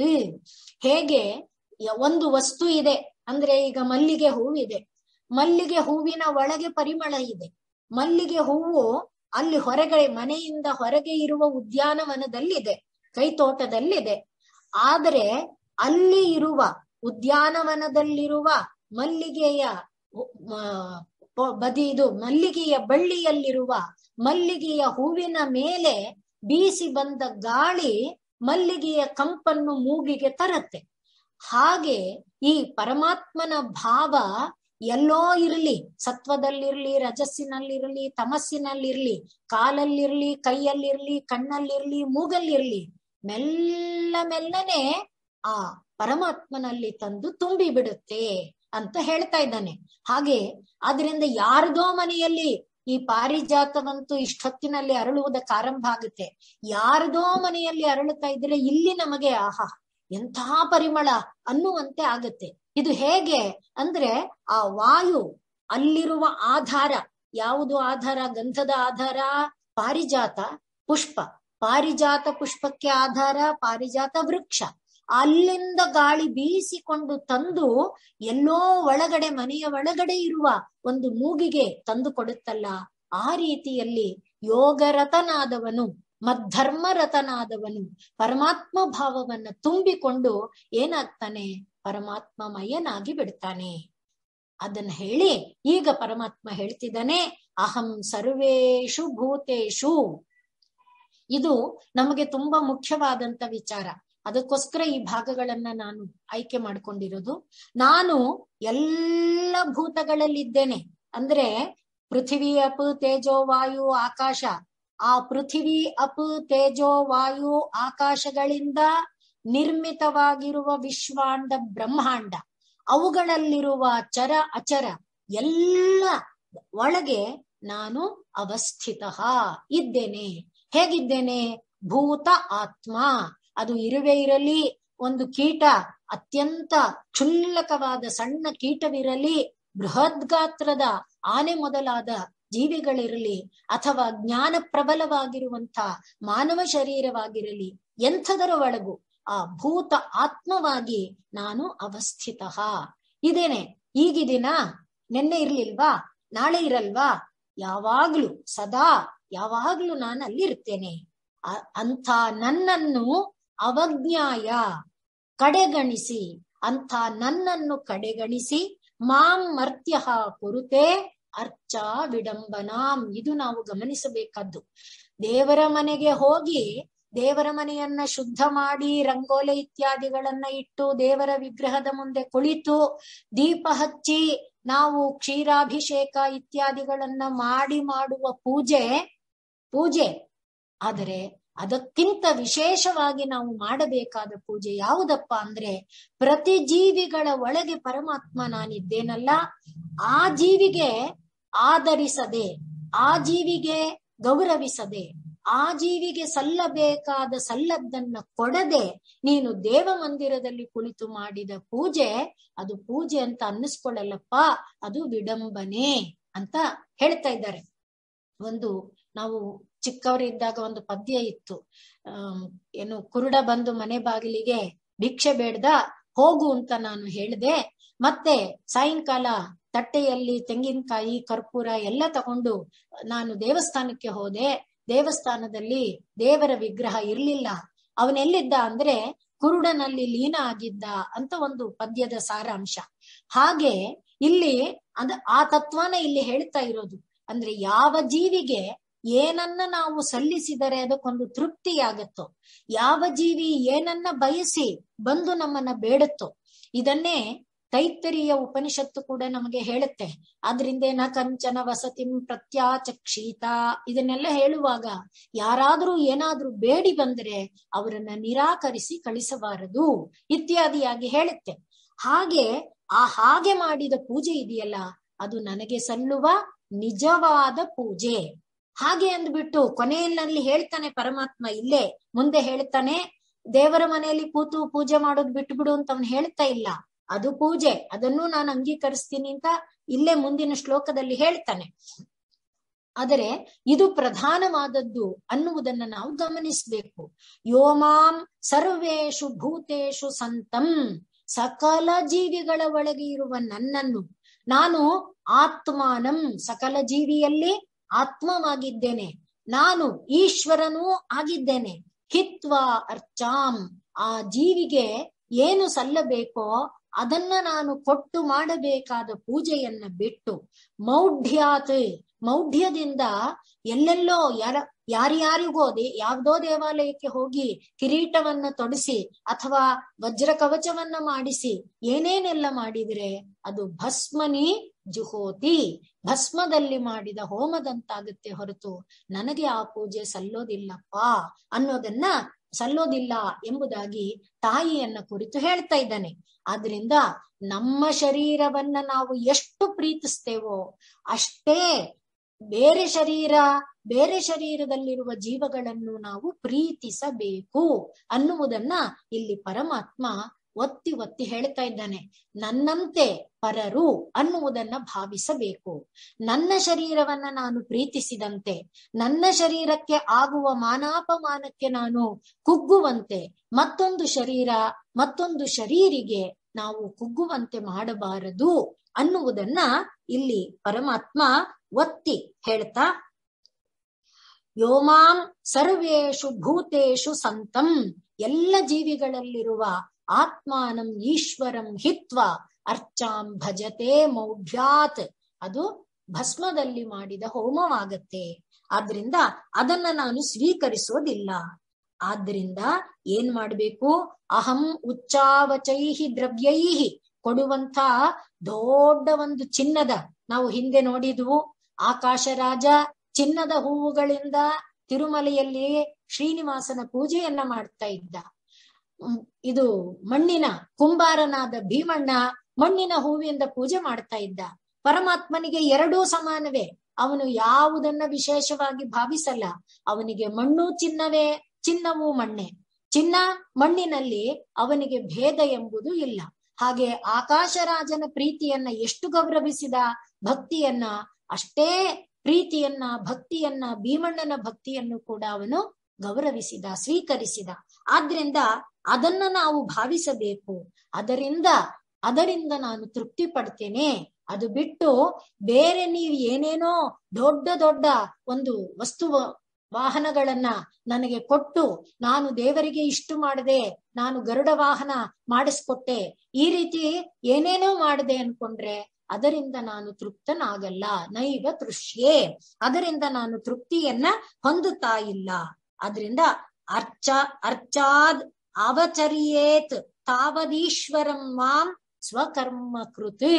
ಇದು ನೋಡಿ, ತನ್ನ ಕೆಲಸವನ್ನ ಮಾಡುವಾಗ ಭಗವಂತನ ಕೆಲಸ ಎಂಬ ಭಾವದಿಂದ ಆ ಕೆಲಸವನ್ನ ಮಾಡಬೇಕು. ಹಾಗೆ ಮಾಡ್ತಾ ಯಾವನ್ನ ವೇದ ಸ್ವಹೃದಿ ಸರ್ವಭೂತೇಷು ಅವಸ್ಥಿತಂ, ನನ್ನ ಹೃದಯದ ಒಳಗೆ ಇರುವ ಪರಮಾತ್ಮ ಸಕಲ ಜೀವಿಗಳ ಹೃದಯದಲ್ಲಿ ವಾಸ ಮಾಡ್ತಾ ಇದ್ದಾನೆ ಅನ್ನುವ ಅರಿವು ಬರುವಲ್ಲಿಯವರೆಗೆ, ಈಗ ಮೊದಲಿಗೆ ಬಂದ್ವಿ ನಾವು, ದೇವರ ಮನೆಯಲ್ಲಿ ಕೂತು ದೇವರ ವಿಗ್ರಹದ ಪೂಜೆ ಮಾಡಬೇಕು. ಎಲ್ಲಿಯವರೆಗೆ ಪರಮಾತ್ಮ, ಈ ವಿಗ್ರಹದಲ್ಲಿರುವ ಪರಮಾತ್ಮ ನನ್ನ ಒಳಗಿದ್ದಾನೆ ಅನ್ನುವ ಅರಿವು ಬರಬೇಕು. ಇದಕ್ಕೆ ನೋಡಿ, ನಾವು ಪೂಜೆ ಮಾಡುವಾಗ ಆ ವಿಗ್ರಹದಲ್ಲಿ ಪ್ರಾಣ ಪ್ರತಿಷ್ಠೆ ಮಾಡುವಾಗ ಹೇಳ್ತೇವೆ, ನನ್ನ ಪ್ರಾಣ ಈ ಬಿಂಬದ ಪ್ರಾಣ, ನನ್ನ ಉಸಿರು ಈ ಬಿಂಬದ ಉಸಿರು, ನನ್ನ ಜೀವ ಈ ಬಿಂಬದ ಜೀವ, ಇದನ್ನೇ ಮಂತ್ರದಲ್ಲಿ ಹೇಳ್ತೇವೆ. ಆದ್ರಿಂದ ಅದನ್ನ ಹೇಳಿದ ಮೇಲೆ ಯಾವತ್ ಪೂಜಾವಸಾನಕಂ, ನನ್ನ ಪೂಜೆ ಮುಗಿಯುವಲ್ಲಿಯವರೆಗೆ ಈ ಬಿಂಬದೊಳಗೆ ನನ್ನ ಪ್ರಾಣ, ನನ್ನ ಬಹಿರಾಗತ್ಯ, ನನ್ನ ಪ್ರಾಣವು ಹೊರಗೆ ಬಂದು ಈ ಬಿಂಬದೊಳಗೆ ಇರಲಿ ಅಂತ ನಾವು ಹೇಳಿಕೊಂಡು ಪೂಜೆ ಆರಂಭ ಮಾಡ್ತೇವೆ. ಆದ್ರಿಂದ ಅಲ್ಲಿಗೆ ನಾವು ಯಾವ ಬಿಂಬವನ್ನ ಇಟ್ಕೊಂಡಿದ್ದೇವೆ, ಯಾವ ವಿಗ್ರಹವನ್ನೋ ಸಾಲಿಗ್ರಾಮವನ್ನೋ ಲಿಂಗವನ್ನೋ ಏನ್ ಇಟ್ಕೊಂಡಿದ್ದೇವೆ, ಅದು ಈ ಹೃದಯದ ಒಳಗೆ ಇರುವುದು. ಇಲ್ಲಿರುವ ಪ್ರಾಣ ಅಲ್ಲಿದೆ, ಇಲ್ಲಿರುವ ಜೀವ ಅಲ್ಲಿದೆ, ಇಲ್ಲಿರುವ ಉಸಿರು ಅಲ್ಲಿದೆ. ಆದ್ರಿಂದ ಯಾವತ್ ಪೂಜಾವಸಾನಕಂ ತಾವತ್ ತ್ವಂ, ಈ ಬಿಂಬದಲ್ಲಿ ಪ್ರೀತಿ ಭಾವೇನ, ಪ್ರೀತಿಯಿಂದ ಇಲ್ಲಿರು, ನನ್ನ ಪೂಜೆ ಮುಗಿಯುವಲ್ಲಿವರೆಗೆ ಅಂತ ಹೇಳಿಕೊಂಡು ಪೂಜೆ ಮಾಡ್ತೇವಲ್ಲ, ಅದನ್ನ ನಾವು ನೆನಪು ಮಾಡ್ಕೊಳ್ತಾ ಪೂಜೆ ಮಾಡ್ತಾ ಇದ್ರೆ ವಿಗ್ರಹದ ಪೂಜೆ ಎಲ್ಲಿಗೆ ಫಲಿಸುತ್ತೆ? ಹೃದಯದಲ್ಲಿರುವ ಜೀವಕ್ಕೆ ಫಲಿಸುತ್ತೆ, ಜೀವಾತ್ಮನಿಗೆ ಸೇರುತ್ತೆ. ಆ ಜೀವಾತ್ಮನೇ ಪರಮಾತ್ಮ ಅನ್ನೋದರ ಅರಿವಾಗುತ್ತಾ ಸಕಲ ಜೀವಿಗಳಲ್ಲಿರುವ ಪರಮಾತ್ಮನನ್ನ ನಾವು ಅರ್ಥ ಮಾಡ್ಕೊಳ್ಳಕ್ಕೆ ಸಾಧ್ಯ ಆಗತ್ತೆ. ಆದ್ದರಿಂದ ಅಮ್ಮ, ಮೊದಲಿಗೆ ಪೂರಕ ರೇಚಕ ಕುಂಭಕಗಳು ಬೇಡ, ಯೋಗ ಸಾಧನೆ ಬೇಡ, ಪೂಜೆ ಮಾಡ್ತೀನಿ ಅಂತ ಪೂಜೆ ಮಾಡೋದಿದ್ರೆ ಮಾಡು. ಪೂಜೆ ಮಾಡುವಾಗ ನೀನ್ ನೆನಪು ಮಾಡ್ಕೊಳ್ಬೇಕಾದ್ದು ನಿನ್ನ ಒಳಗಿರುವವನೇ ಇಲ್ಲಿದ್ದಾನೆ, ಈ ಬಿಂಬದಲ್ಲಿದ್ದಾನೆ, ಅದನ್ನ ನೆನಪು ಮಾಡ್ಕೋ. ಹಾಗೆ ಪೂಜೆ ಮಾಡ್ತಾ ಬಂದ್ರೆ ಆ ಪೂಜೆ ಕೊನೆಯಲ್ಲಿ ಸಕಲ ಜೀವಿಗಳ ಹೃದಯದಲ್ಲಿ ನಾನಿರುವ ಪೂಜೆಗೆ ಮಟ್ಟಕ್ಕೆ ಬರುತ್ತೆ. ಈಗ ಹೇಳಿದ್ವಲ್ಲ, ತಾಮಸ ಪೂಜೆಯಿಂದ, ರಾಜಸ ಪೂಜೆಯಿಂದ, ಸಾತ್ವಿಕ ಪೂಜೆಯಿಂದ ಮತ್ತೆ ಮೇಲೆ ಏರುವ ಸಾಧ್ಯತೆ ಆಗತ್ತೆ. ಅದನ್ನ ನಾವು ಸಾಧನೆ ಮಾಡಬೇಕು ಅಮ್ಮ ಎಂಬುದಾಗಿ ಕಪಿಲ ತಾಯಿಗೆ ಹೇಳ್ತಾ ಇದ್ದಾನೆ. ಹಾಗೆ ಹೇಳ್ತಾ ಆ ಯೋಗ ಮಾರ್ಗದಲ್ಲಿ ನುರಿತ ಒಂದು ಜ್ಞಾನಿ ಇರುವ ಸ್ಥಿತಿಯನ್ನ ಹೇಳ್ತಾ, ಅದಕ್ಕೆ ಕಾಲದ ಅಗತ್ಯವನ್ನ ವಿವರಿಸ್ತಾ, ಕಾಲದ ಸ್ವರೂಪವನ್ನ ಹೇಳ್ತಾ, ಆದ್ರಿಂದ ನಾವಿವಾಗ ಗಾಬರಿ ಮಾಡ್ಕೋಬೇಕಾಗಿಲ್ಲ. ಅಯ್ಯೋ, ನಾನು ಈಗ ಇದರಲ್ಲಿ ಇಷ್ಟೆಲ್ಲ ಮಾಡಕ್ಕಾಗಲ್ಲ, ಕಾಲ ಕಾಲಕ್ಕೆ ನಾವು ಬಿಟ್ಟು ಬಿಟ್ರೆ ಕಾಲ ಎಲ್ಲ ಪಕ್ವ ಮಾಡುತ್ತೆ, ನಾವು ಅದಕ್ಕೆ ಯೋಚನೆ ಮಾಡ್ಬೇಕಾಗಿಲ್ಲ, ಕಾಲ ಎಲ್ಲವನ್ನ ಒದಗಿಸಿ ತಂದು ಕೊಡುತ್ತೆ ಅನ್ನೋದನ್ನ ಪರಮಾತ್ಮ ತಾಯಿಗೆ ವಿವರಿಸಿ ಹೇಳ್ತಾ, ಆ ಪರಮಾತ್ಮನನ್ನ ನೀನು ನಂಬು, ಪರಮಾತ್ಮನನ್ನ ಭಜಿಸು, ಎಲ್ಲರಲ್ಲಿರುವ ಪರಮಾತ್ಮನಿಗೆ ಸಲ್ಲಬೇಕಾದ ಗೌರವವನ್ನ ಕೊಡು, ಇದು ಸಾಕಮ್ಮ, ಇದರಿಂದ ಪರಮಾತ್ಮ ತೃಪ್ತನಾಗುತ್ತಾನೆ. ಅವನು ಕೊನೆಯಲ್ಲಿ ಈ ಒಂದು ಅಧ್ಯಾಯದ ಮಂಗಳ ವಾಕ್ಯವಾಗಿ ಪರಮಾತ್ಮ ಹೇಳ್ತಾ ಇದ್ದಾನೆ, ಗುಣಾಭಿಮಾನಿನೋ ದೇವಾಹ ಸರ್ಗಾದಿಷು ಅಸ್ಯ ಯದ್ಭಯಾದ್ವರ್ತಂತೆ. ಸತ್ವರಜಸ್ತಮೋ ಗುಣಗಳ ಅಭಿಮಾನವನ್ನ ಹೊಂದಿರುವಂಥ ಬ್ರಹ್ಮ, ವಿಷ್ಣು, ರುದ್ರ ಮೊದಲಾದ, ಇಂದ್ರ, ವರುಣ, ಯಮ ಮೊದಲಾದ ಎಲ್ಲ ದೇವತೆಗಳು ಯಾವ ಪರಬ್ರಹ್ಮನ ಭಯದಿಂದ ಚಟುವಟಿಕೆಯಲ್ಲಿ ತೊಡಗಿಕೊಂಡಿದ್ದಾರೋ ಅವರು ಅನುಯುಗಂ, ಪ್ರತಿಯೊಂದು ಯುಗದಲ್ಲಿ ಬೇರೆ ಬೇರೆಯಾಗಿ ಬರ್ತಾ ಬರ್ತಾ ಹೋಗ್ತಾ ಇದ್ದಾರೋ ಅವರೆಲ್ಲರ ಈ ಒಂದು ಭಾವ ಅಂತಕರಹ ಕೊನೆಯಾಗುತ್ತೆ. ನಾನು ಇವತ್ತು ಇಂದ್ರನಾಗಿದ್ದೇನೆ, ನಾಳೆ ಬ್ರಹ್ಮನಾಗುತ್ತೇನೆ, ನಾಳೆ ವಿಷ್ಣುವಾಗುತ್ತೇನೆ, ನಾಳೆ ಇಷ್ಟರಲ್ಲೇ ನಿಲ್ಲದೆ ಅದನ್ನು ದಾಟಿ ಹೋಗುವ ಒಂದು ಕೃಪೆ ಪರಮಾತ್ಮ ಸಹ ಅನಂತಃ ಅಂತಕರಃ ಕಾಲಃ ಅನಾದಿಹಿ ಆದಿಕೃತ್ ಅವ್ಯಯಃ. ಅನಾದಿಯಾದ ಪುರುಷ ಅವನೇ ಈ ಕಾಲಸ್ವರೂಪಿಯಾಗಿ ಅವನೇ ಏನು ಮಾಡ್ತಾನೆ, ಈ ಎಲ್ಲ ಸ್ಥಾನ ಮಾನಾದಿಗಳನ್ನು ತನ್ನೊಳಗೆ ಸೇರಿಸಿಕೊಂಡು ತಾನು ಅನಾದಿಯಾದವನು, ಆದಿಯನ್ನ ಮಾಡಿದ್ನಲ್ಲ ತನ್ನದಾಗಿ ತಾನು ಮಾಡ್ಕೊಳ್ತಾನೆ. ಆದ್ರಿಂದ ಅಮ್ಮ, ನಾವು ಮಾಡಬೇಕಾದ್ದೇನು, ದೇವರೇ ದೇವರೇ ದೇವರೇ ಅಂತ ದೇವರನ್ನ ಸದಾ ನೆನೀತಾ ಇರೋದು, ಕಣ್ಣಿಂದ ನೋಡಿದ್ದನ್ನ ದೇವರು ನೋಡಿದ್ದು ಅಂತ ಭಾವಿಸೋದು, ಕಿವಿಯಿಂದ ಕೇಳಿದ್ದನ್ನ ದೇವರು ಕೇಳಿದ್ದು ಅಂತ ಭಾವಿಸೋದು, ಈ ರೀತಿಯಾದ ವ್ಯವಹಾರವನ್ನ ಅಭ್ಯಾಸ ಮಾಡ್ತಾ ಬಂದರೆ ಅದು ಯೋಗದ ಪರಮ ನೆಲೆಗೆ, ಭಕ್ತಿ ಯೋಗದ ಪರಮ ನೆಲೆಗೆ ಒಯ್ಯುತ್ತೆ ಅನ್ನುವುದನ್ನ ಹೇಳ್ತಾ ಈ 29ನೆಯ ಅಧ್ಯಾಯವನ್ನ ಮಂಗಳ ಮಾಡ್ತಾನೆ.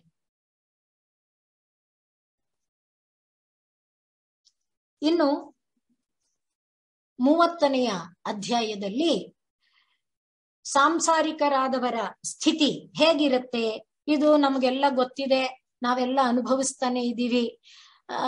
ಎಷ್ಟು ಮಟ್ಟಿಗೆ ನಾನು ನನ್ನದು ಅಂತ ಒದ್ದಾಡ್ತೀವಿ, ಮಕ್ಕಳು ಮರಿ ಅನ್ನೋಕ್ಕೋಸ್ಕರ. ಅಯ್ಯೋ, ಮಕ್ಕಳಿಗೆ ನಾಳೆ ಕಷ್ಟ ಆಗ್ಬಾರ್ದು, ನಾಳೆ ಅವರು ಸುಖವಾಗಿರ್ಬೇಕು, ನಾನು ಪಟ್ಟ ಕಷ್ಟ ನನ್ನ ಮಕ್ಕಳಿಗಾಗಬಾರ್ದು, ಈ ರೀತಿಯಾದ ಭಾವನೆಯಿಂದ ನಾವು ದುಡಿದು ದುಡಿದು ದುಡಿದು ಮಕ್ಕಳ ಯೋಗಕ್ಷೇಮಕ್ಕಾಗಿ ಹೋರಾಡ್ತೀವಿ. ಆದ್ರೆ ನಾವು ಯಾವುದನ್ನ ಮಕ್ಕಳಿಗೆ ಯೋಗ ಕ್ಷೇಮ ಅಂತ ಅನ್ಕೊಂಡಿದ್ದೇವೆ, ಅದೇ ಮಕ್ಕಳು ದೊಡ್ಡವರಾದ್ಮೇಲೆ ಅವ್ರಿಗದು ನಮ್ ತಂದೆ ಇದ್ ಮಾಡಿದ್ ನಂಗೆ ಇಷ್ಟ ಆಗಿಲ್ಲಪ್ಪ, ನಮ್ ತಾಯಿ ಹೀಗ್ ಮಾಡಿದ್ ನನ್ಗೆ ಇಷ್ಟ, ಆ ರೀತಿ ಅವ್ರಿಗೆ ಅನ್ನಿಸ್ಬಿಡುತ್ತೆ. ಅವಾಗ ನಮಗೆ ಎಷ್ಟು ನೋವಾಗುತ್ತೆ, ಅಯ್ಯೋ ಇಷ್ಟಕ್ಕೋಸ್ಕರ ನಾನು ಜೀವನಾ ಪೂರ್ತಿ ದುಡಿದ್ನಲ್ಲ, ಆ ರೀತಿ. ಮತ್ತೆ ಮಕ್ಕಳು ಮರಿ ನಮ್ನ ನೋಡ್ಕೊಳ್ತಾರೆ ಅನ್ಕೋತಿದ್ರೆ, ಮಕ್ಕಳು ಮರಿ ನೋಡ್ಕೊಳ್ದೆ ಇದ್ರೆ, ಅಂದ್ರೆ ಇದೆಲ್ಲ ಸಂಸಾರದಲ್ಲಿ ಏನು ನಡೀತಾ ಇದೆ ಅದನ್ನೇ 30ನೇ ಅಧ್ಯಾಯ ಪೂರ್ಣವಾಗಿ ಹೇಳ್ತಾ ಇದೆ. ಹಾಗೆ ಇರುವಂತಹ ಜೀವ ಯಾವ ರೀತಿ ಈ ಒಂದು ಸತ್ವ ರಜಸ್ ತಮೋ ಗುಣಗಳಿಗೆ ಒಳಗಾಗಿ ಈ ಒಂದು ಜ್ಞಾನೇಂದ್ರಿಯ, ಕರ್ಮೇಂದ್ರಿಯ, ಮನಸ್ಸು, ಬುದ್ಧಿಗಳು ಮಾಡುವ ಕೆಲಸಕ್ಕೆ ಒಳಗಾಗಿ ಯಾವ ರೀತಿ ಬಾಧೆಯನ್ನ ಪಡ್ತಾ ಇದೆ, ಆ ಬಾಧೆಯಿಂದ ಅದು ಮತ್ತೆ ಮತ್ತೆ ಶರೀರವನ್ನ ಪಡ್ಕೊಳ್ತಾ ಸಾಗ್ತಾ ಇದೆ. ಈ ಶರೀರ ಬಿಟ್ಟ ಮೇಲೆ ಮತ್ತೊಂದು ಶರೀರ, ಆ ಶರೀರ ಬಿಟ್ಟ ಮೇಲೆ ಮತ್ತೊಂದು ಶರೀರ, ಈ ರೀತಿ ಶರೀರಗಳನ್ನ ಪಡ್ಕೊಳ್ತಾ ಹೇಗೆ ಅದು ಸಾಗ್ತಾ ಇದೆ ಅನ್ನುವುದನ್ನ ಈ 30ನೆಯ ಅಧ್ಯಾಯದಲ್ಲಿ ಭಗವಂತ ಕಪಿಲ ಹೇಳ್ತಾನೆ. ಈ ರೀತಿ ಯಾರು ಭೌತಿಕವಾದ ಬದುಕನ್ನೇ ಆಶ್ರಯಿಸಿಕೊಂಡಿರ್ತಾರೋ ಅವರು ಮತ್ತೆ ಮತ್ತೆ ಮತ್ತೆ ಮತ್ತೆ ಕತ್ತಲೆಯ ಲೋಕಕ್ಕೆ ಬರ್ತಿರ್ತಾರೆ.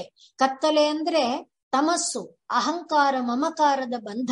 ಆ ಅಹಂಕಾರ ಮಮಕಾರದ ಬಂಧದೊಳಗೇ ಸಿಲುಕಿ ಒದ್ದಾಡುವ ಒಂದು ಬದುಕನ್ನೇ ಆಶ್ರಯಿಸ್ತಾ ಇರ್ತಾರೆ. ಅದು ಬೇಡ ಅನ್ನೋದಾದ್ರೆ ಅಮ್ಮ ನಾನು ಹೇಳಿದಂತೆ ಮಾಡಬೇಕು ಅನ್ನುವುದನ್ನ 30ನೆಯ ಅಧ್ಯಾಯದಲ್ಲಿ ಅವನು ಹೇಳ್ತಾ ಇದ್ದಾನೆ, ಮಂಗಳ ಮಾಡ್ತಾನೆ. 30ನೆಯ ಅಧ್ಯಾಯವನ್ನ ಪರಮಾತ್ಮ ಭಾವದಿಂದ, ಪರಮಾತ್ಮ ಚಿಂತನೆಯಿಂದ ಮಾಡುವ ಎಲ್ಲ ಕೆಲಸವೂ ಕೂಡ ಜೀವಿಯನ್ನ ಅಂಟದೇ ಇರುವಂತೆ ಮಾಡುತ್ತೆ ಅನ್ನುವುದಾಗಿ 30ನೆಯ ಅಧ್ಯಾಯವನ್ನ ಮಂಗಳ ಮಾಡ್ತಾನೆ.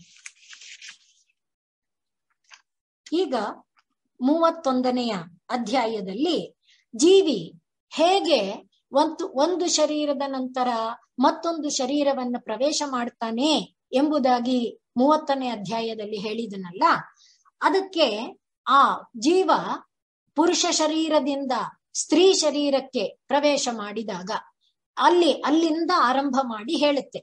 ಇದು ಒಂದು ವೈಜ್ಞಾನಿಕವಾದ ಒಂದು ಭಾವ ಅಂತ ನನಗೆ ಅನಿಸುತ್ತೆ. ಅಂದ್ರೆ ಮೆಡಿಕಲ್ ಸೈನ್ಸಿನ ಒಂದು ವಿಶ್ಲೇಷಣೆಗೂ ಈ ಒಂದು ಅಧ್ಯಾಯದಲ್ಲಿ ಕಪಿಲ ಹೇಳ್ತಾ ಇರೋದಕ್ಕೂ ಸಮಾನಾಂತರ ವಿಚಾರಗಳಿದೆಯಾ ಗೊತ್ತಿಲ್ಲ ನನಗೆ. ಅಲ್ಲಿ ಮೊದಲನೆಯ ದಿನ ಆ ಒಂದು ಜೀವ ಯಾವುದು ಒಂದು ಬಿಂದುವಾಗಿ ಸ್ತ್ರೀ ಶರೀರವನ್ನ ಪ್ರವೇಶ ಮಾಡ್ತು, ಆ ಮೊದಲನೆಯ ದಿನದ ಒಂದು ಬಿಂದು ಇದೆಯಲ್ಲ, ಒಂದು ಸಣ್ಣ ಇದು, ಅದನ್ನೇ ಕಲಲ ಅನ್ನುವ ಹೆಸರಿಂದ ಕರೆಯುತ್ತೆ.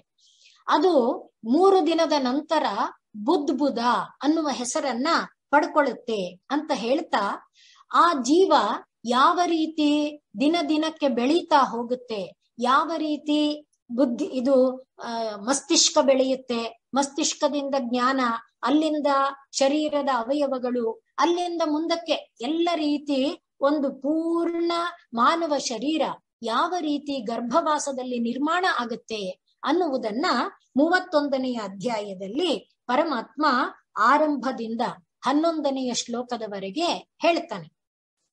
ಹಾಗೆ ಗರ್ಭಗತವಾದಂಥ ಶಿಶು, ತಾಯಿಯ ಗರ್ಭದಲ್ಲಿ ಇರುವಂಥ ಶಿಶು ತಾನು ನವಮಾಸ ತುಂಬುತ್ತಾ ಇರುವಾಗ, ಅಂದ್ರೆ ತಾನು ಇನ್ನೇನು ಗರ್ಭದಿಂದ ಹೊರಗೆ ಬರಬೇಕು ಅಂತ ಇರುವಾಗ ಭಗವಂತನನ್ನ ಕಾಣುತ್ತಂತೆ. ಗರ್ಭದ ಒಳಗೆ ಭಗವಂತನನ್ನ ಕಾಣುತ್ತಂತೆ. ಹಾಗೆ ಕಂಡಾಗ ಭಗವಂತನನ್ನ ಅದು ಸ್ತೋತ್ರ ಮಾಡುತ್ತೆ. ಆ ಸ್ತೋತ್ರ ಮಾಡಿದ ಭಾಗವನ್ನ ಈಗ 12ನೆಯ ಶ್ಲೋಕದಲ್ಲಿ ನಾವು ನೋಡ್ತೇವೆ.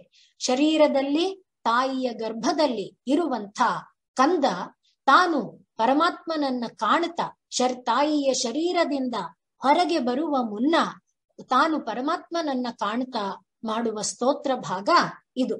ಇಲ್ಲಿಯವರೆಗೆ ನಾವು ಬರೀ ತತ್ವ ಭಾಗವನ್ನ ನೋಡಿದ್ವಿ.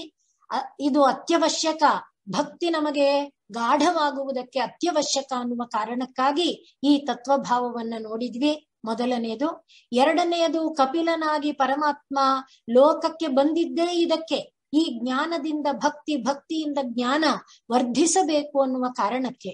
ಅದಕ್ಕಾಗಿ ಕೂಡ ಆ ತತ್ವಗಳನ್ನ ನಾವು ಮನನ ಮಾಡ್ಕೊಳ್ತಾ ಈಗ ಆ ಜಂತು ಯಾವ ರೀತಿ ಪ್ರಾರ್ಥನೆ ಮಾಡುತ್ತೆ ಅನ್ನೋದನ್ನ ನೋಡೋಣ. 31ನೆಯ ಅಧ್ಯಾಯದಲ್ಲಿ ಶ್ಲೋಕ 12.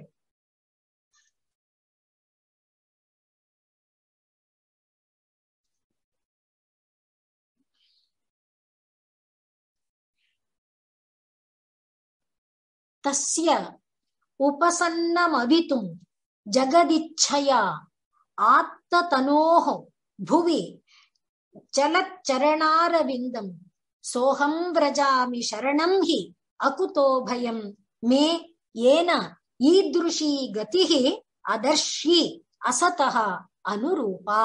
ಪರಮಾತ್ಮ ನನಗೆ ಈ ಒಂದು ಶರೀರದ ಒಂದು ಭಾವವನ್ನ ಕೊಟ್ಟನಲ್ಲ, ಈ ಒಂದು ಶರೀರವನ್ನ ಪರಮಾತ್ಮ ನಾನು ಯಾವ ಒಂದು ಕರ್ಮಾದಿಗಳನ್ನ ಮಾಡಿಕೊಂಡು ಬಂದಿದ್ದೇನೋ ಆ ಕರ್ಮಕ್ಕೆ ಯೋಗ್ಯವಾದ ಒಂದು ಶರೀರವನ್ನ ನನಗೆ ಕೊಟ್ಟಿದ್ದಾನೆ, ಅದಕ್ಕೆ ಯೋಗ್ಯವಾದ ಗತಿಯನ್ನ ಕೊಟ್ಟಿದ್ದಾನೆ. ಅಸತಃ ಮೇ, ನಾನು ಅಸಜ್ಜನನಾದ ನನಗೆ ಅನುರೂಪವಾದ ಒಂದು ಗರ್ಭಾವಾಸವನ್ನ ಕೊಟ್ಟಿದ್ದಾನೆ.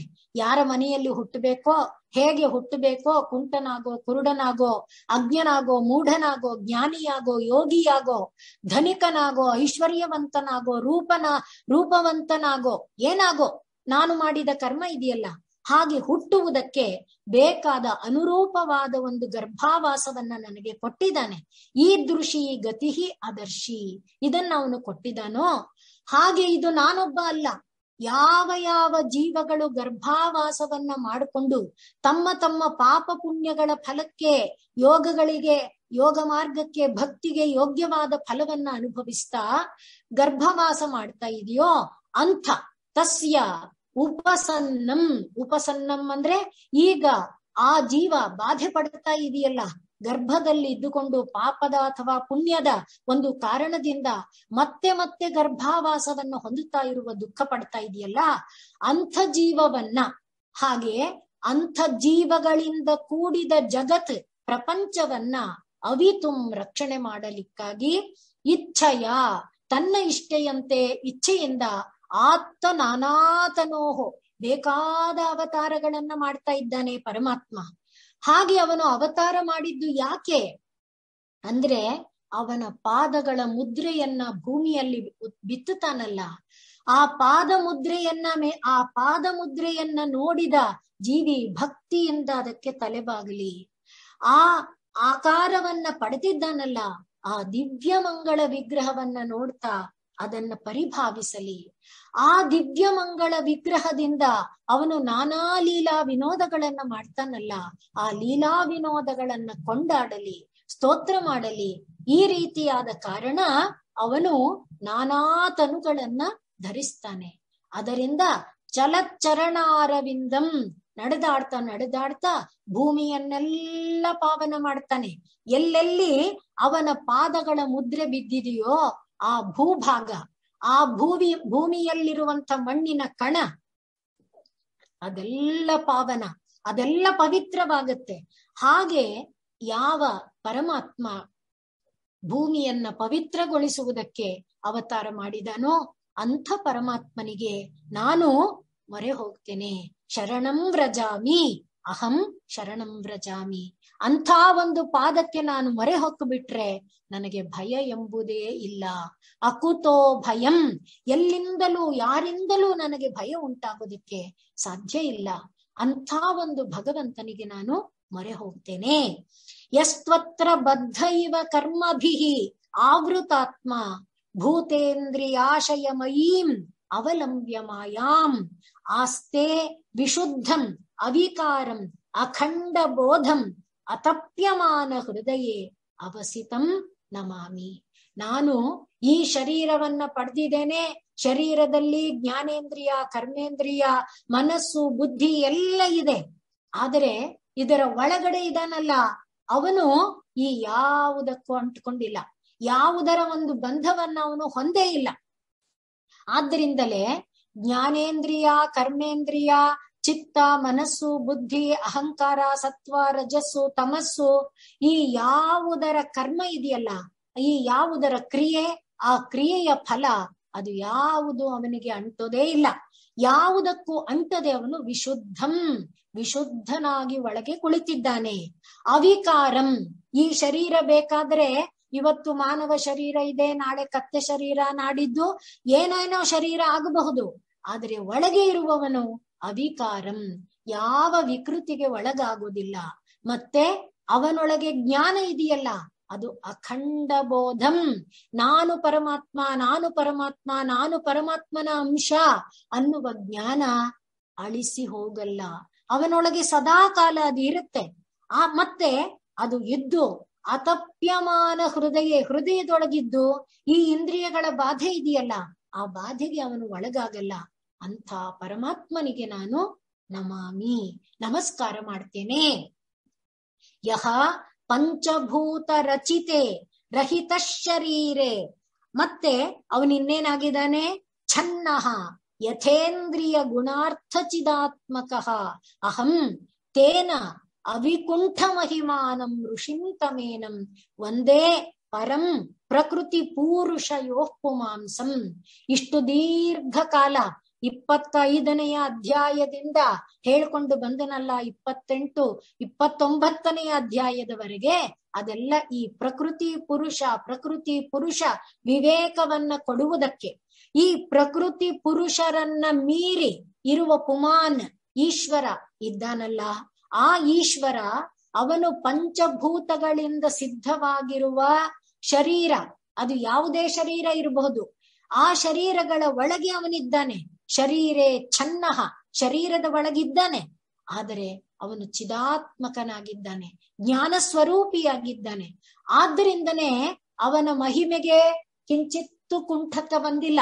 ಅವನ ಮಹಿಮೆಯಾಗೇ ಉಳ್ಕೊಂಡಿದೆ. ಹಾಗಿರುವಂತ ಪರಮ ಪುರುಷ ಇದ್ದಾನಲ್ಲ, ಆ ಪರಮ ಪುರುಷನಿಗೆ ನಾನು ನಮಾಮಿ, ಒಂದೇ ನಮಸ್ಕಾರ ಮಾಡ್ತೇನೆ. ಪರಂ ಪುಮಾಂಸಂ, ಪರಮ ಪುರುಷ ಅವನು, ಪ್ರಕೃತಿ ಪುರುಷರನ್ನು ಮೀರಿದ ಪುರುಷ ಅವನು. ಅಂಥ ಪುರುಷನಿಗೆ ನಾನು ಒಂದೇ ನಮಸ್ಕರಿಸ್ತೇನೆ. ಅವನು ಪಂಚಭೂತಗಳ ಮಧ್ಯದಲ್ಲಿದ್ದರೂ ಕೂಡ ಆ ಪಂಚಭೂತಗಳಿಗೆ ಅಂಟುವುದಿಲ್ಲ, ಒಳಗಾಗುವುದಿಲ್ಲ. ಅಂಥವನು, ಅವನ ಪಂಚಭೂತಗಳಿಗೆ ಸೇರಿದ ಸತ್ವ ರಜಸ್ತಮೋ ಗುಣಗಳಿಗೆ ಸೇರಿದ ಈ ಒಂದು ಮಾಯಾ ಜಾಲ, ಜ್ಞಾನ ಅಜ್ಞಾನ ಮೋಹ, ಆ ಯಾವುದರ ಒಂದು ಪ್ರಭಾವಕ್ಕೆ ಕೂಡ ಅವನು ಒಳಗಾಗುವುದಿಲ್ಲ. ಅಂಥ ಪರಮಪುರುಷನಿಗೆ ಒಂದೇ ನಮಸ್ಕಾರವನ್ನ ನಾನು ಮಾಡ್ತೇನೆ.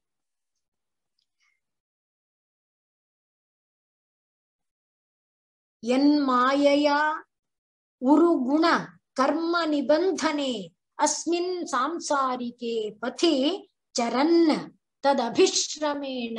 ಆ ಪರಮಾತ್ಮನದೇ ಮಾಯೆ, ಆ ಮಾಯೆಯ ಒಳಗೆ ನಾನು ಸಿಕ್ಕಾಕೊಂಡಿದ್ದೇನೆ. ಹಾಗಾಗಿ ಪರಮಾತ್ಮನ ಮಾಯೆಗೆ ಒಳಗಾಗಿ ಮಾಯಾಬದ್ಧನಾಗಿ ನಾನು ಜೀವನವನ್ನ ನಡೆಸ್ತಾ ಇದ್ದೇನೆ. ಆದ್ರಿಂದ ನಾನೇನಾಗಿದ್ದೇನೆ? ನಷ್ಟ ಸ್ಮೃತಿ. ನಾನು ಪರಮಾತ್ಮನ ಈ ಜೀವಾತ್ಮವಾಗಿ ಆಗಿದೆಯಲ್ಲ, ಇದು ಪರಮಾತ್ಮ. ಪಂಚಭೂತವಾಗಿ ಆಗಿದೆಯಲ್ಲ, ಇದು ಪರಮಾತ್ಮ.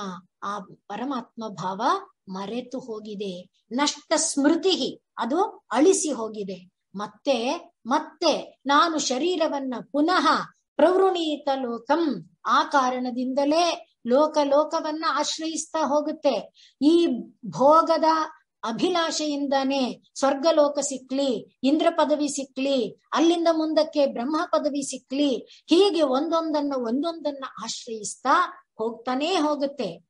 ಹಾಗಿರುವಾಗ ನನಗೆ ಭಗವಂತನ ಅನುಗ್ರಹ ಇಲ್ಲದೆ ಇದೆ. ಈ ಒಂದು ಲೋಕಗಳ ಆಸೆ, ಈ ಒಂದು ಭೋಗಗಳ ಆಸೆ, ಇದರಿಂದ ಹೊರಗೆ ಬರೋಕ್ಕಾಗಲ್ಲ. ಯಾವ ಪರಮಾತ್ಮನ ಅನುಗ್ರಹ ಮಾತ್ರದಿಂದ ನಾನು ಈ ಬಂಧದಿಂದ ಹೊರಗೆ ಬರ್ತೇನೋ ಅಂಥ ಪರಮಾತ್ಮನನ್ನ ನಾನು ಮೊರೆ ಹೋಗ್ತೇನೆ. ಅವನ ಅನುಗ್ರಹ ನಮಗೆ ಸ್ಥಿರವಾಗಿ ಆಗಲಿ ಎಂಬುದಾಗಿ ತಾಯಿಯ ಗರ್ಭದಲ್ಲಿರುವ ಕಂದ ಪರಮಾತ್ಮನನ್ನ ಪ್ರಾರ್ಥನೆ ಮಾಡ್ತಾ ಹೋಗುತ್ತೆ. ಹೀಗೆ ಅದರ ಪ್ರಾರ್ಥನೆ ಮುಂದುವರಿಯುತ್ತೆ. ಇದರ ಪ್ರಾರ್ಥನೆಯ ಮುಂದುವರೆದ ಭಾಗವನ್ನ ನಾವು ಮುಂದಿನ ವಾರದಲ್ಲಿ ನೋಡೋಣ.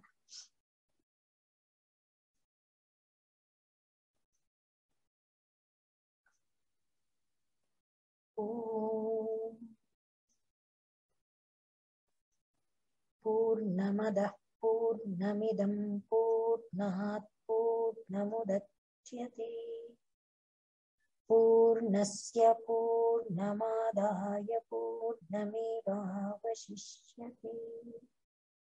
ಓಂ ಶಾಂತಿ ಶಾಂತಿ ಶಾಂತಿ. ಸರ್ವೇ ಭವಂತು ಸುಖಿನಃ, ಸರ್ವೇ ಸಂತು ನಿರಾಮಯಾಃ, ಸರ್ವೇ ಭದ್ರಾಣಿ ಪಶ್ಯಂತು, ಮಾ ಕಶ್ಚಿತ್ ದುಃಖ ಭಾಗ್ ಭವೇತ್. ಓಂ ತತ್ಸತ್. ಶ್ರೀರಾಮಕೃಷ್ಣಾರ್ಪಣಮಸ್ತು.